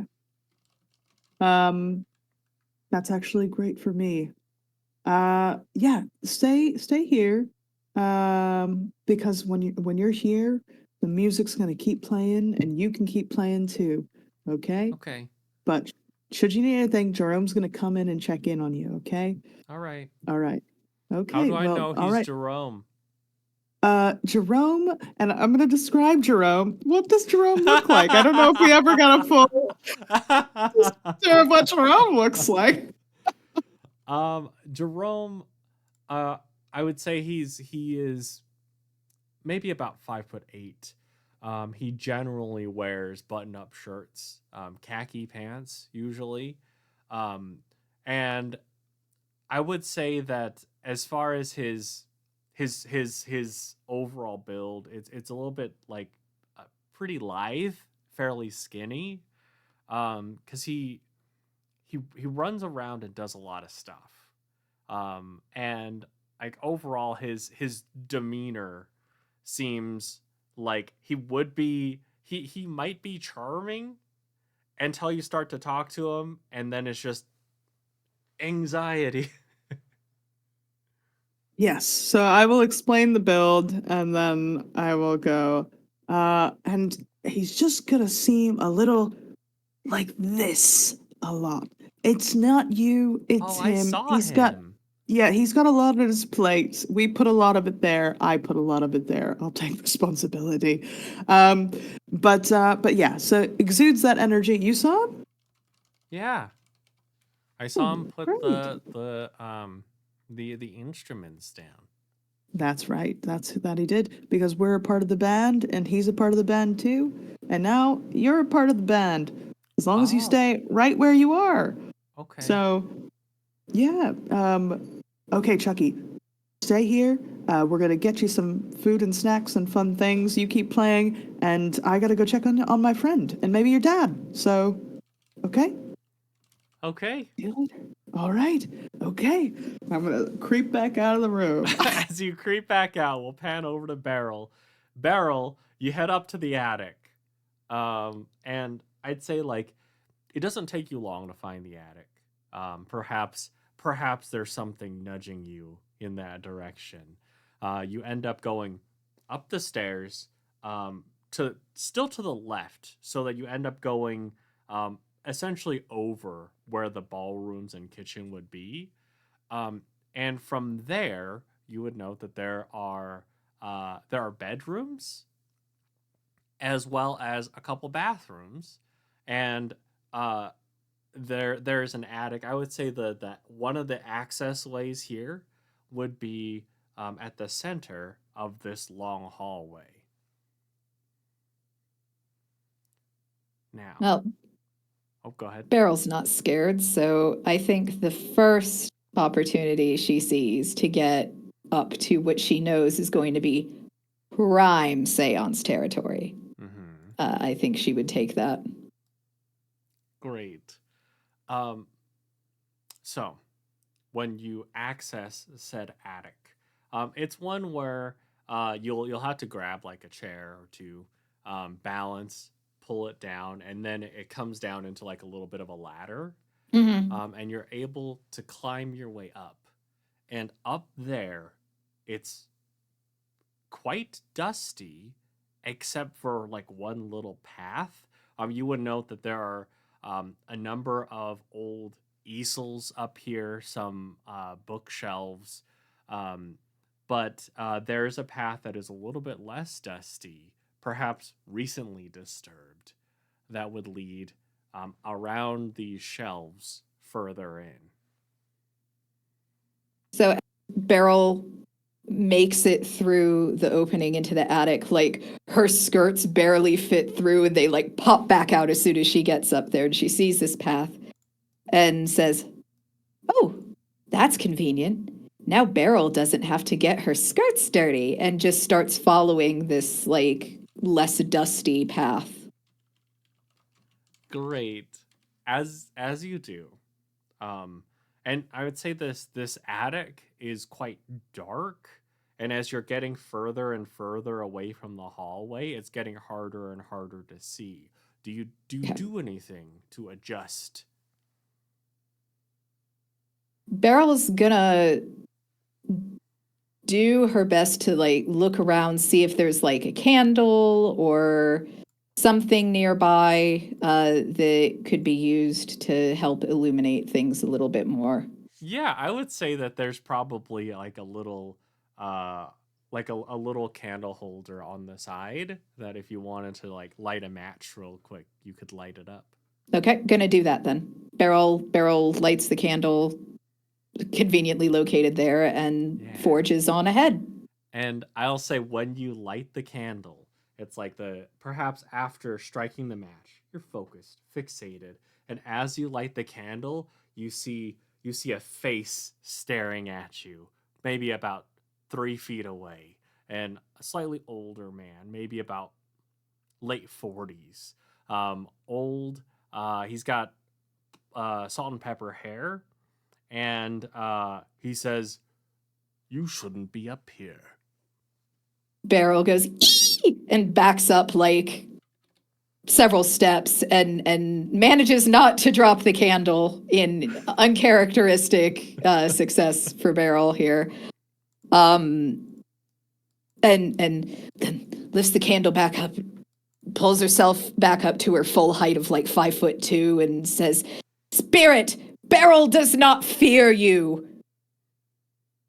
And as you get like a better look at him, you would see that he's wearing a black suit jacket, white button up shirt, black tie, black slacks, and he says, "You're trespassing." Beryl knows that she shouldn't have gone past the sign.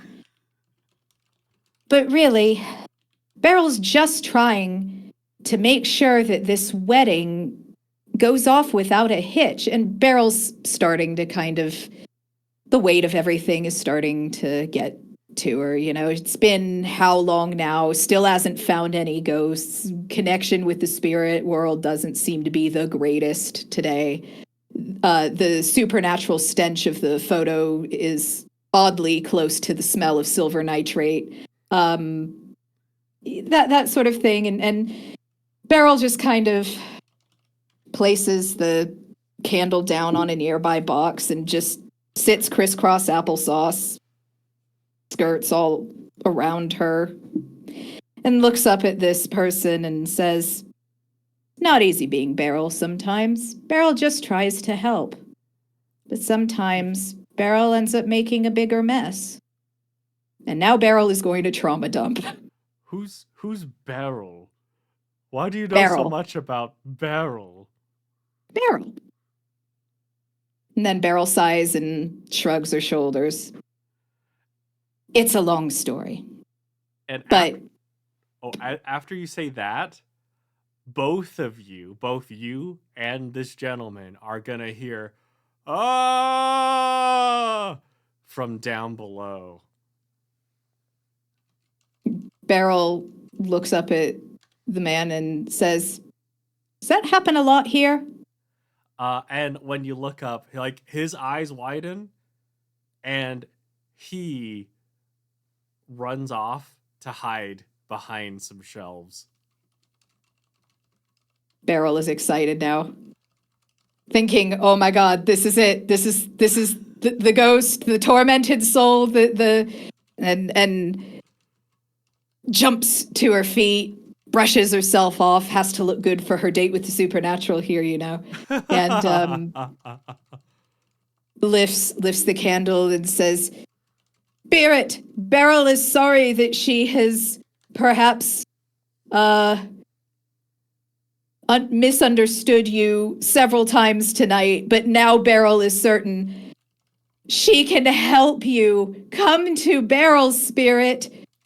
Speak to Beryl." And do you exit the attic going down? Not exits. Beryl is going to try to get the spirit up into the proper environment, Okay. perhaps. Okay. See, I don't think she fully realizes yet that it's coming from the distance, other than from beyond the veil in the other world, and is trying to manifest this spirit here in the attic. Yeah, I mean, you would hear that like tortured scream from below again, maybe a little bit louder. But it's like the vibe of it as it's like kind of echoing through the hall. It's almost like beckoning you to come to it. Beryl, again, with the free hand. "Spirit, Beryl is receiving your message. Beryl will come to the spirit." And just leaves the candle, goes down the stairs, and starts heading towards the sound, I'm sure leaving a very bewildered looking man hiding behind stuff up there. Absolutely.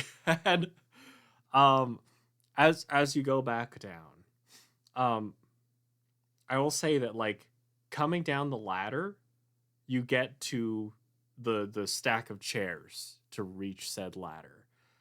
And you start to stumble a little bit. But as the top chair starts to fall over, you get that sensation of, oh no, we're tilting, and then it's righted.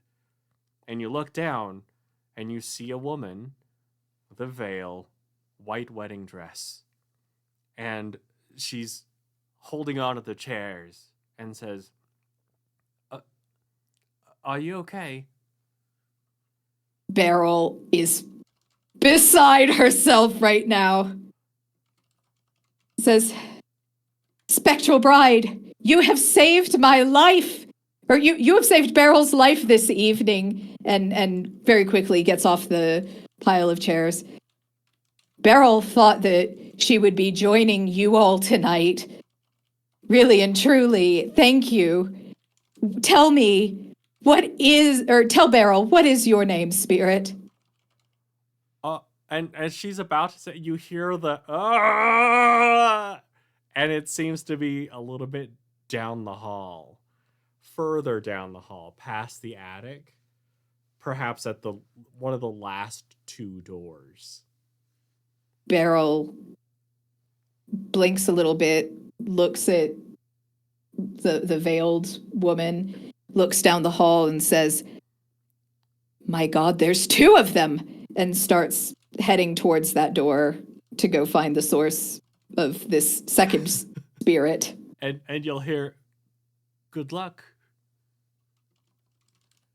If I turn around to look back at the veiled woman, is she still there like she's corporeal, or has she vanished because she actually was a ghost? You see her start to head into one of the bedrooms. Okay. So, cool. So Beryl is just going to continue to the door where the more tortured scream has come from. Great. Okay. I'll come back to you in a little bit. Wave. Um, Hello. hearing the sounds, able to assuage the fears of Father Rain, uh, and with said play in your hands, you would probably note that the tune itself seems to go together, and perhaps looking in that direction, you would probably notice as Ollie emerges from a little room by the piano. But wait, what do you want to do? Seeing Ollie, I think Wave just gets distracted immediately from whatever her original plan was. So she just goes to see Ollie because she's like, "Oh, my friend's coming out of a mysterious place. That's cool."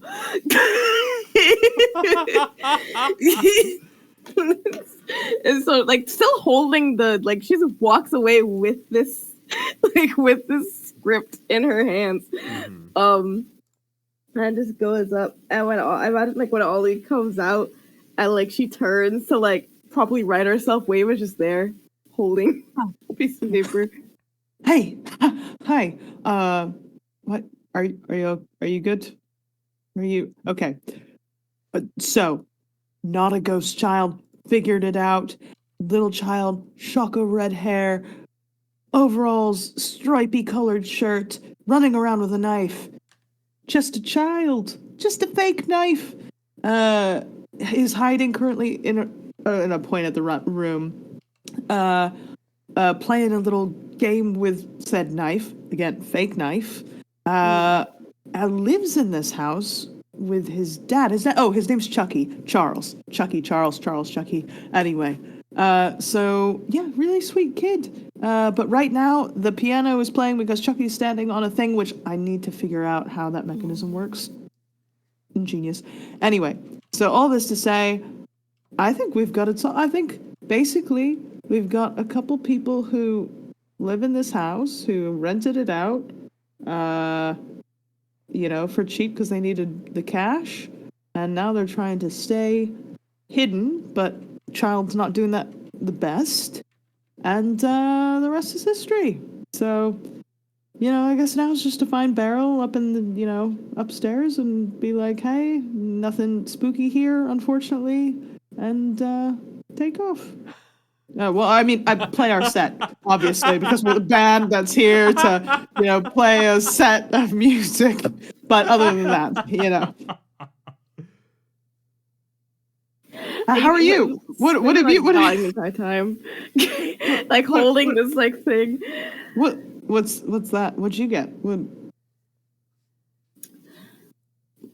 Do you think Mildred would like a walk in the park or a cafe sort of thing? What do you think would be better? Ooh, I mean, why not both? My thought would be you two talk about how much you like certain kinds of food. Maybe you treat her to something that means a lot to you food-wise. I'm sure she'd really love that.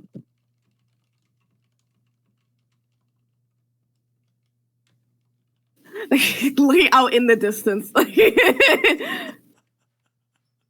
Is that have you written something for her too? Is that what you've got in your hands there, or is that a what?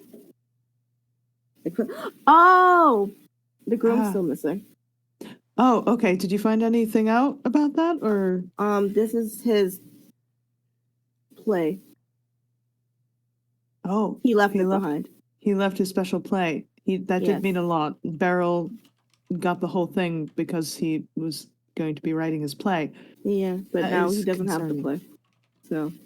Okay, is there anything in the... It's like things churning. Anything in the play that's like... Did you find... I start flipping through it. I sort of was just making stuff up when I was talking about it earlier. We should write a play. Okay, yes, we should, but also we should figure out where the groom is so this wedding can happen. So you can go on your date. Really, that's the main thing. I'm going on a date? Well, yes, with Mildred. But we need to figure out the wedding thing first. a wedding play. Oh, yes. Musical. Sure. Wedding musical. That's next on our docket. Let's find this groom. Okay. As y'all are saying that, you hear a scream coming from the hallway on your No. floor, where someone says, "The bathroom, it's haunted." Oh, God. Oh. All right. It's not. It's just got bad pipes. Let's go. Let's go figure out what's. Do you think Beryl got in the pipes again? Oh, God. Again? She's in the walls. She's in the wall! Crawling through the pipe system. So the two of you go over to the bathrooms. All right. So when you arrive, there seems to be a little bit of a hubbub. People have kind of like crowded. Some people have crowded around it. And if you step inside, you would hear a mixture of sounds.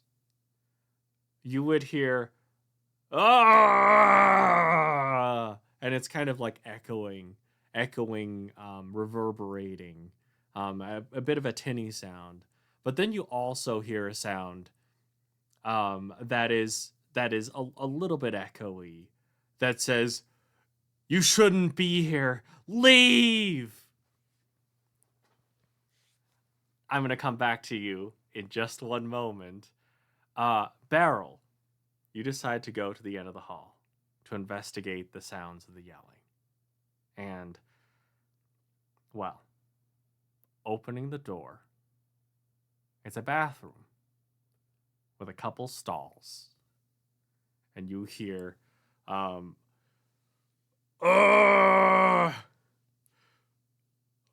eggs! Gregory's one weakness!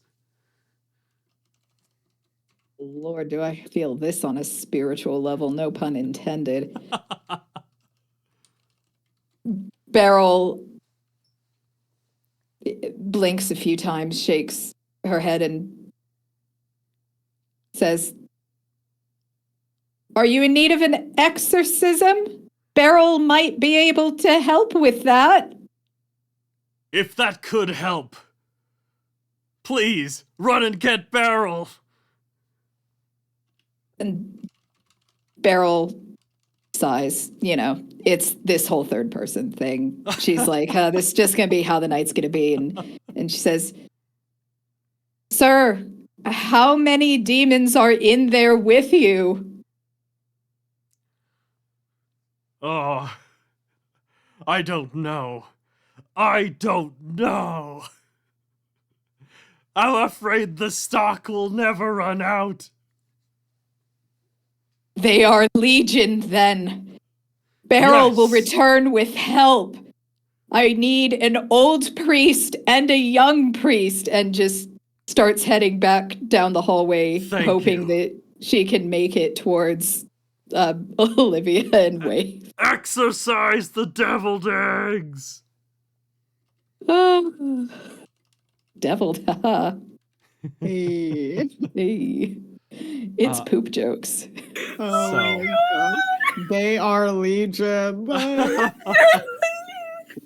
When you go downstairs, you would see Wave and Ollie looking into essentially like upstairs, downstairs bathroom from the hallway, and you would be able to reconvene. Oh. Are you Beryl? Beryl is Beryl. Okay. There's a man upstairs in need of our help. Beryl thinks he's possessed by as many as 24 demons. Beryl needs someone to hold him down while Beryl reads the incantation and lights the incense and the candles. Okay. Okay. Yeah. We didn't hear any of what Beryl heard, correct? We just hear the screaming. So I'd say like the screaming, you did hear you shouldn't be here, leave. Okay. Which Beryl didn't hear. Yeah. Now, after that, perhaps like the back and forth as far as what he said to Beryl, you would have gotten little bits and pieces here, interspersed with another voice that says, "Oh, I don't think I can do this. You're stupid." That was the same voice that was like, "You shouldn't be in here, leave." Yes. And is that voice familiar to us at all?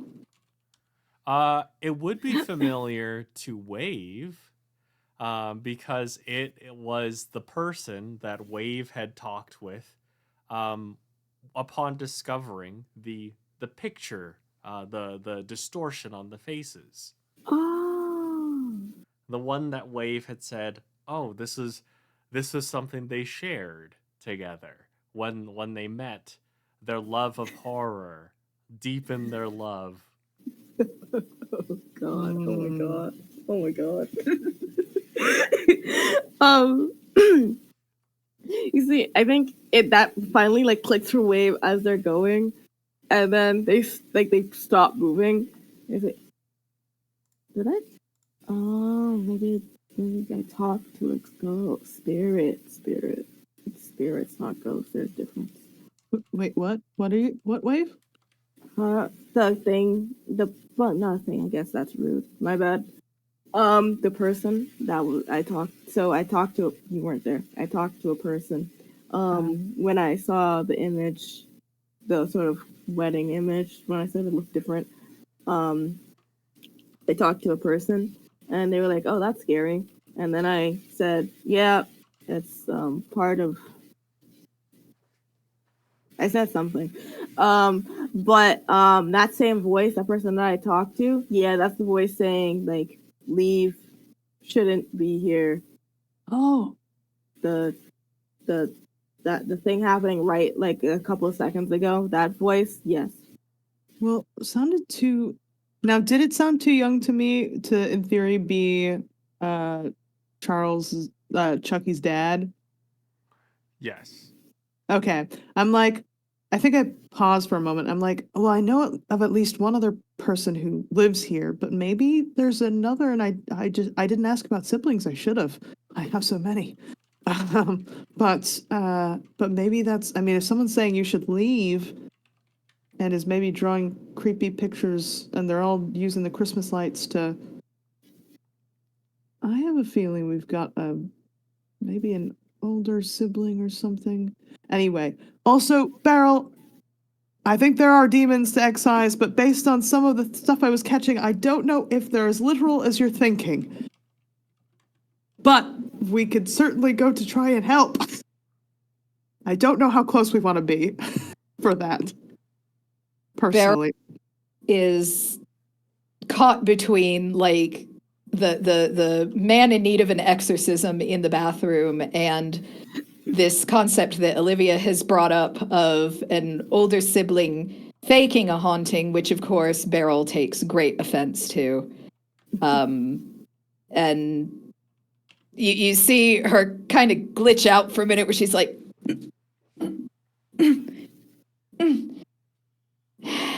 Beryl guesses we should probably save the wedding on account of how Wave likes Mildred and everything. It would probably be most helpful for Wave and Mildred.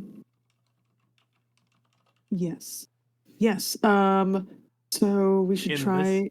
In this moment, sorry to toss another little No. curveball at you, but We love curveballs. as you Yeah. talk about saving the wedding, and on account of how Wave likes Mildred, there are a few people in this hallway.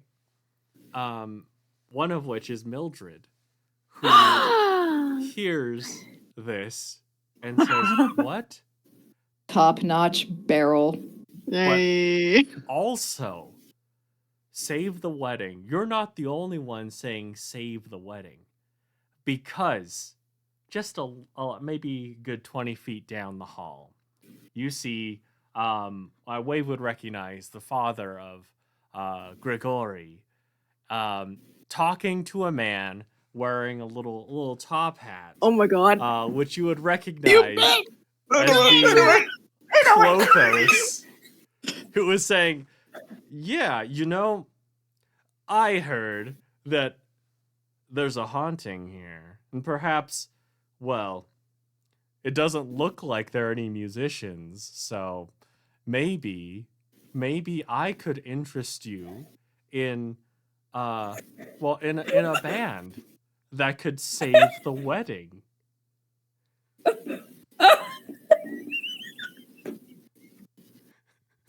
Oh my god.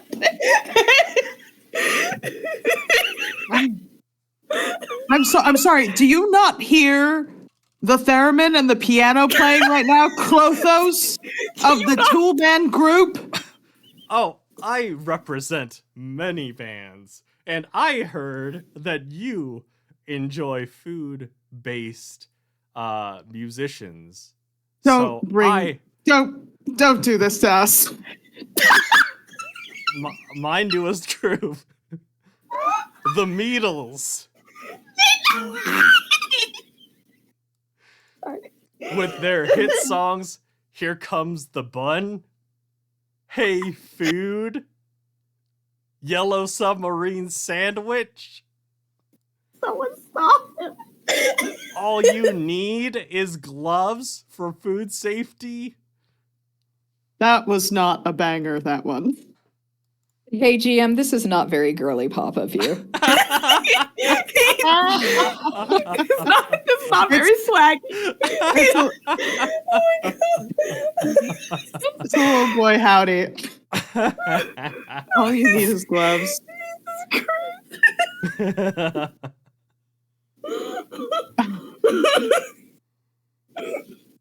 I'm sorry. The Beatles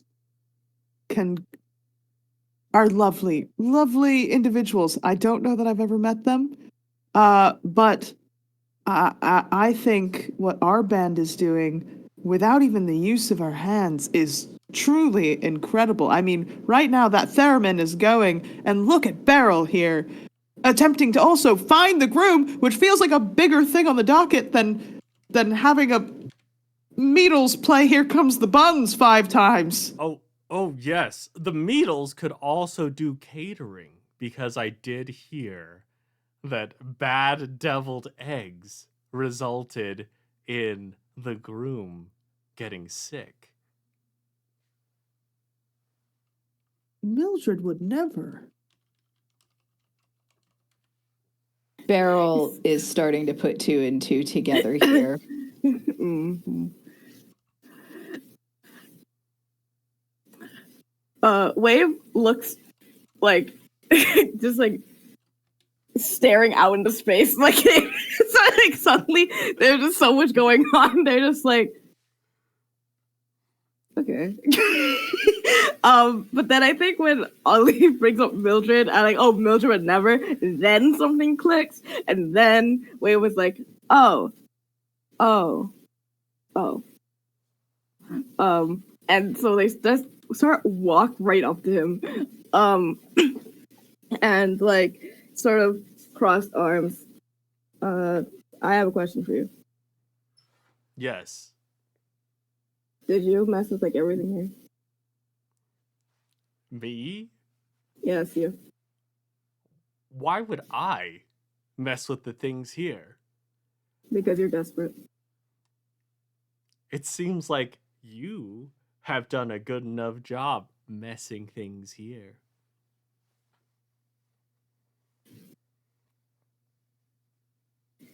Wave like steps back and thinks for a moment. Just like doesn't look like she was afraid. It's more like she's thinking. What would Pearl do?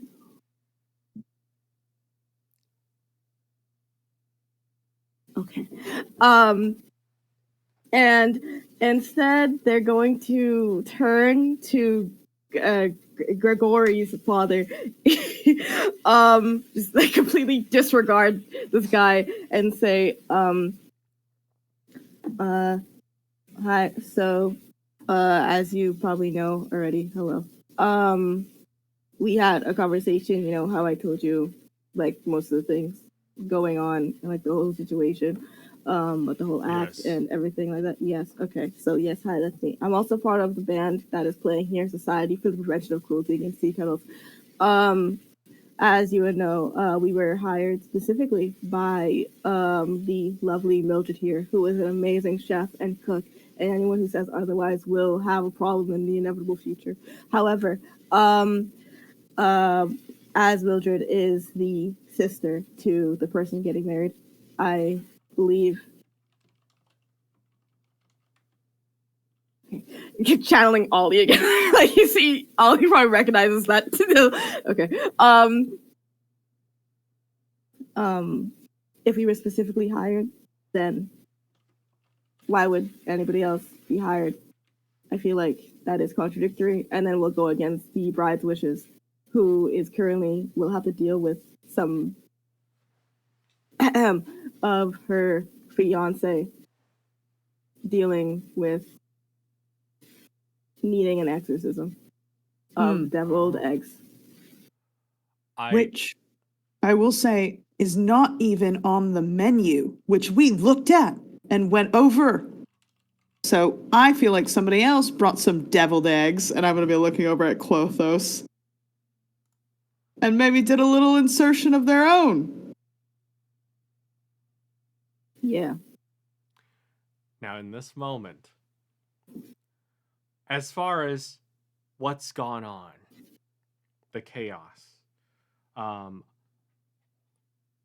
Grigori's father is going to be very difficult to convince.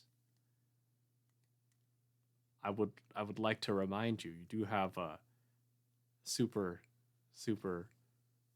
Super.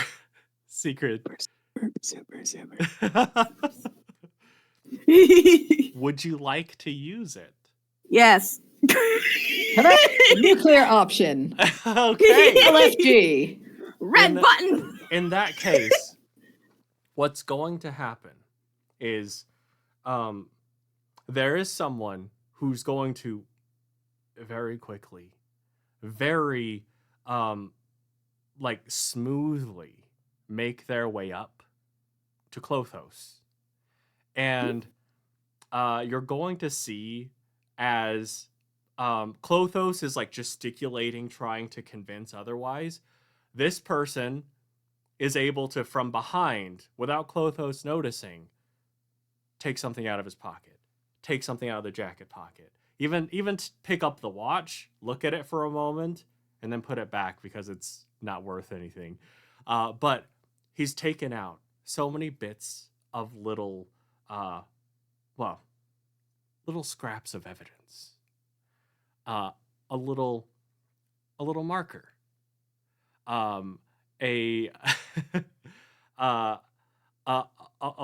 little bottle that's just marked as laxative. There are quite a few things that he takes out and he presents, and Clothos is immediately removed from the premises. And this gentleman, short black hair, he's got just a little bit of facial hair, but it's well groomed. He will walk up to you and say, "My name is Eugene. I have a message for you." And he's gonna take out just a little note. I will share this in the Discord. You can read along, but you're gonna see and hear something very, very special. I had a feeling you would need some help today. Call it a hunch. I would like to use City Slicker. You know the city like the back of your hand. You know where to find the right people for the right deal. You get to create an NPC that you need and place them in the city. Today, I would like to introduce you to my good friend Eugene Edwards. Did you know that his family is one of the most powerful and wealthy in the city? It's a good thing he owes me a favor or two. And today, he's taking over my job of ensuring you all stay out of danger and trouble. Remember, I'm always here for you, even when I'm gone. You didn't see nothing, you didn't hear nothing, and you don't know nothing. And I'm so sorry the text was mirrored there, so my apologies. But she did say the words. And of course, Pearl sent this gentleman just to keep an eye on things, just to help out whenever things needed helping out. And so he stepped in and took care of this problem for you in the way that, well, you would expect Pearl to be able to. Incredible. So, Oh my god. I'm literally crying. I'm literally crying as well! Oh my god. so That was awesome. Nicole, big thank you. Big thank you.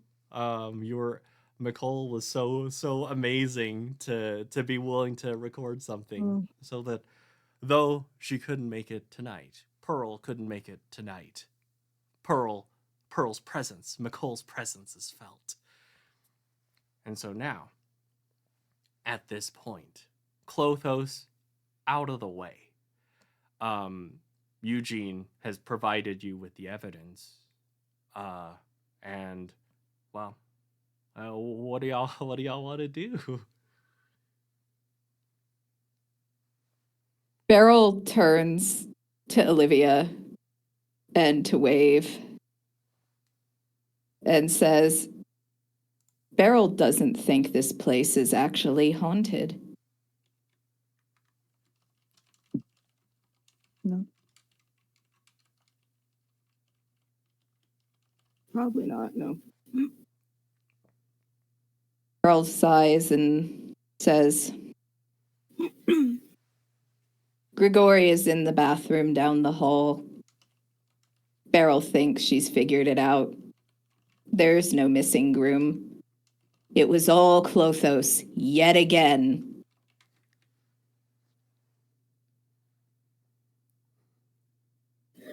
I think Wave probably notices that Beryl seems a little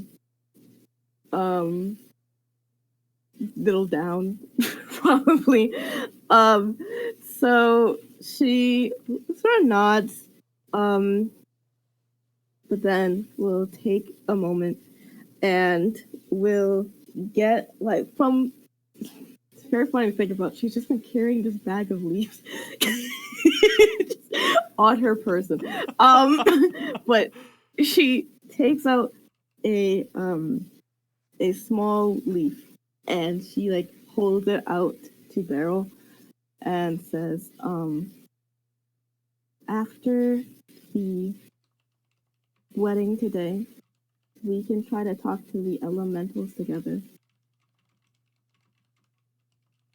Beryl I can show you a part of the forest that I thought felt very spirity, and I wanted to show it to you.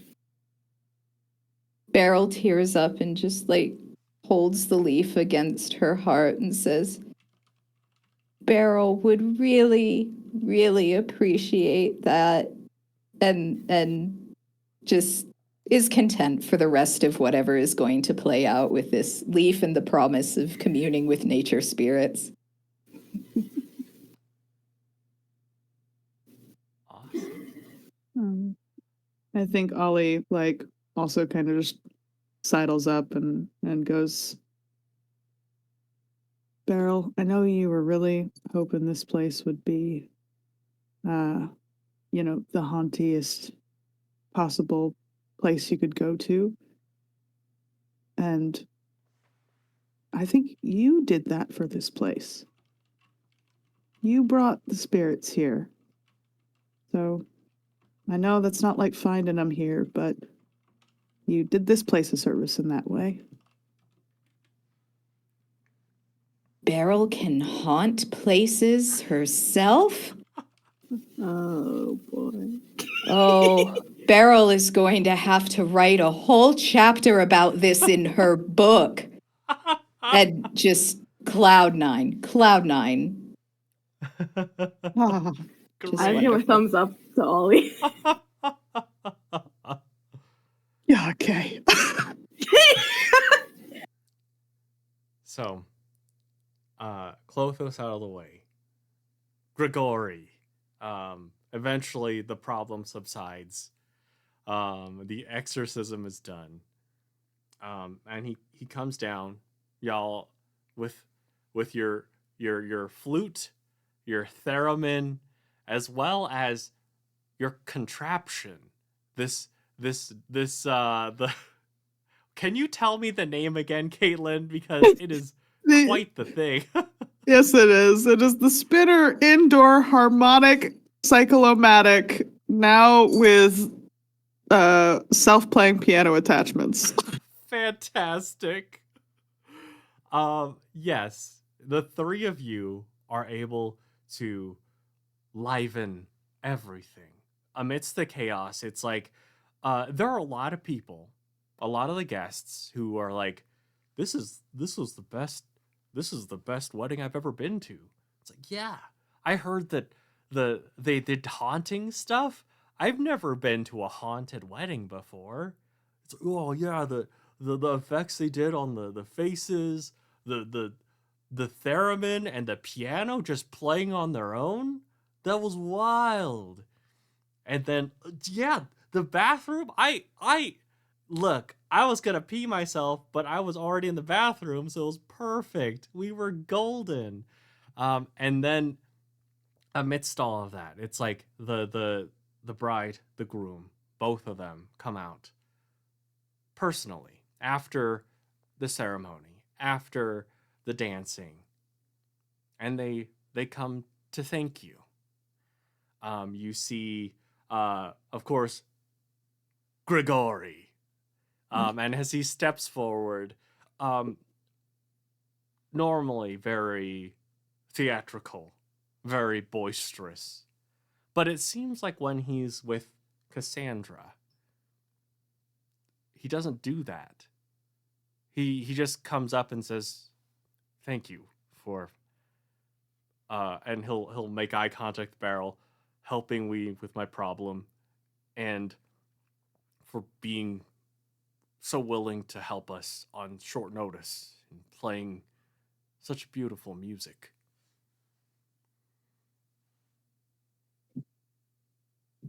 Did it suit your need of the happy, then tears, then happy again? And Cassandra is gonna like smile and just kind of punch him in the arm and say, "Did you really say that? I'm sorry. He's just, you know, he can be a lot sometimes, but when it comes to love, he's got a lot for me."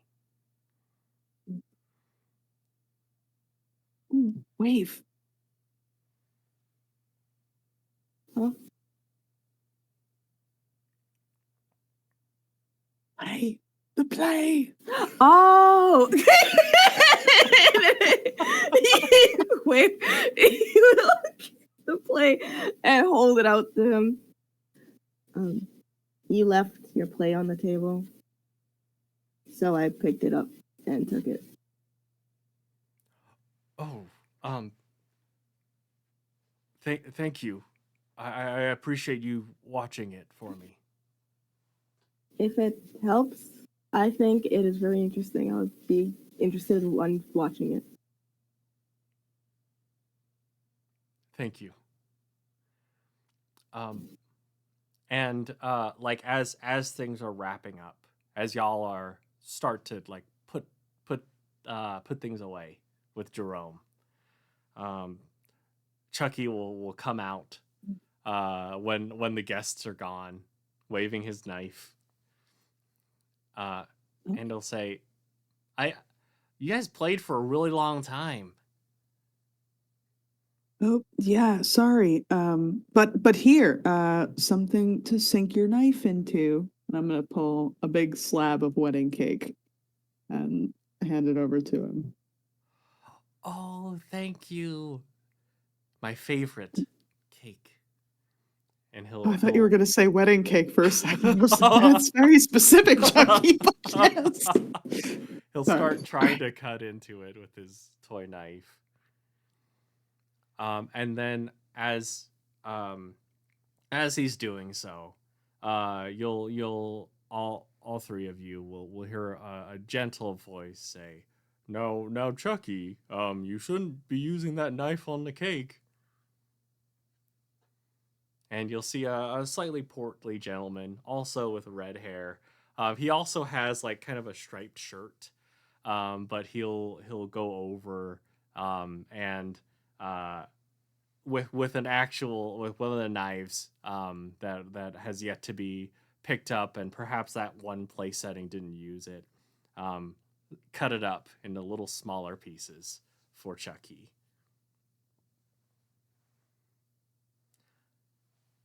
Now, at this moment,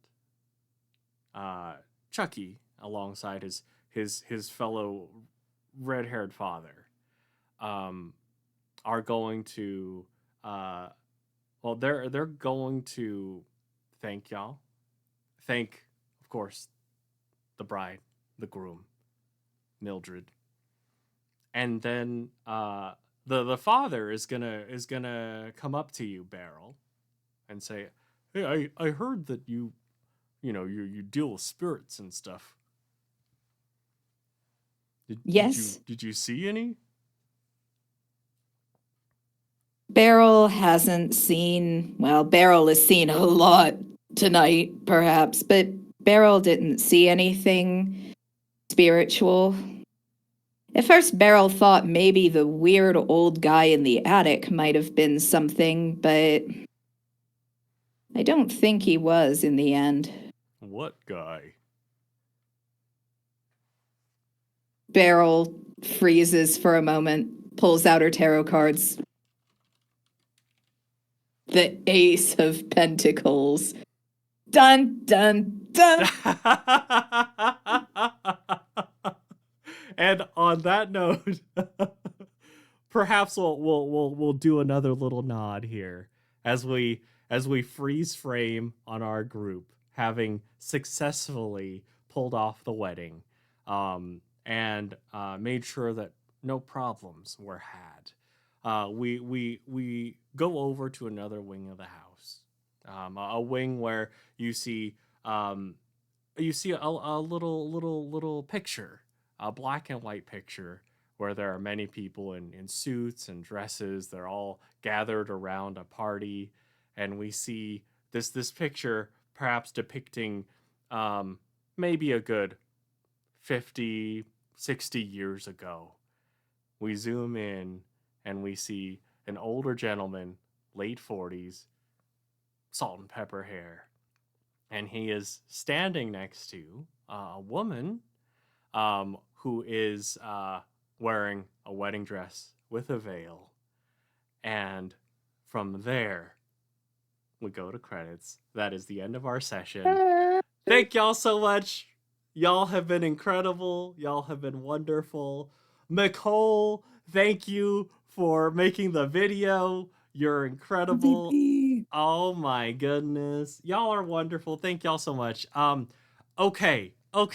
Before we say our goodbyes, I still have to we're gonna go through all the business, right? Y'all, hey, Tales of Initiative, we thank y'all so much for being here. We have sponsors, we have affiliate links. Into the AM for graphic tees, GameStop affiliate, Day 20 for TTRPG content and supplies, Level 1 Gamers for merch and swag and stuff like that. I'm gonna try to do. We'll see if that works. If not, make sure you tune in tomorrow when they do know the commands so you can see the affiliate links. But also, Lore Link. I used this incredible organizational tool to run this game, to plan this game. So y'all, please check it out. It's been a godsend. It helped me keep track of all the chaos so that we can do some some fun things tonight. Also, as far as the channel's concerned, Vengalia tomorrow. And on Monday, Tails does Tales and Total Party Chaos. And then next Tuesday, my co-host of Tabletop, test kitchen. Rosie's got something extra special for y'all. A little bit of a campaign brewing. I'm pumped. I'm pumped. And oh my goodness, y'all, our audience, you have been wonderful. Thank you so much for tuning in. I appreciate y'all. Now, hey y'all, for all of my players, my incredible players, my wonderful players, for each of you, who are you? Who have you been tonight? And where can people find you if you want to be found? Let's start with Danny with Caitlin on deck. Hi, it's me, Danny. Danny's Corner, and Caitlin's on deck. Right now, it's Danny. I've been here playing Wave, or little, I don't know, freak. Freak. And I love them. You can find me, on Twitter at Animated Pizza, and everywhere else at Danny's Corner. Twitch, YouTube, Insta. I think there's an underscore somewhere in Danny's Corner, though. You can figure it out. I've been using Blue Sky a lot more, where I'm Danny's Corner there, .bluesky.social. I usually just post more fan art and stuff there. But if you still want to see art stuff, you can follow me there too. Besides that, if you want to see the next TTRPG stuff I'm in or that I'm doing, the best place is to follow my Twitter, and that's usually where I announce when I'm doing stuff.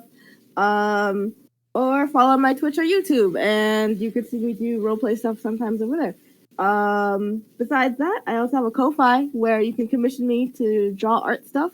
I do sketches, I do things above sketches, I do art stuff, and if you want, I will draw for you if you give me money. And yeah, that's about it from me. I'm throwing it over to Caitlin, who is lovely.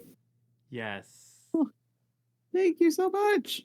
Hey everybody, I'm Caitlin. Tonight I was playing Olivia Ollie Spinner, and you can find me occasionally here with some Flabbergasted at the Lost Caravan with Winter of Adam, a Fallout campaign, and soon with Tales from the Table, where I'll be playing.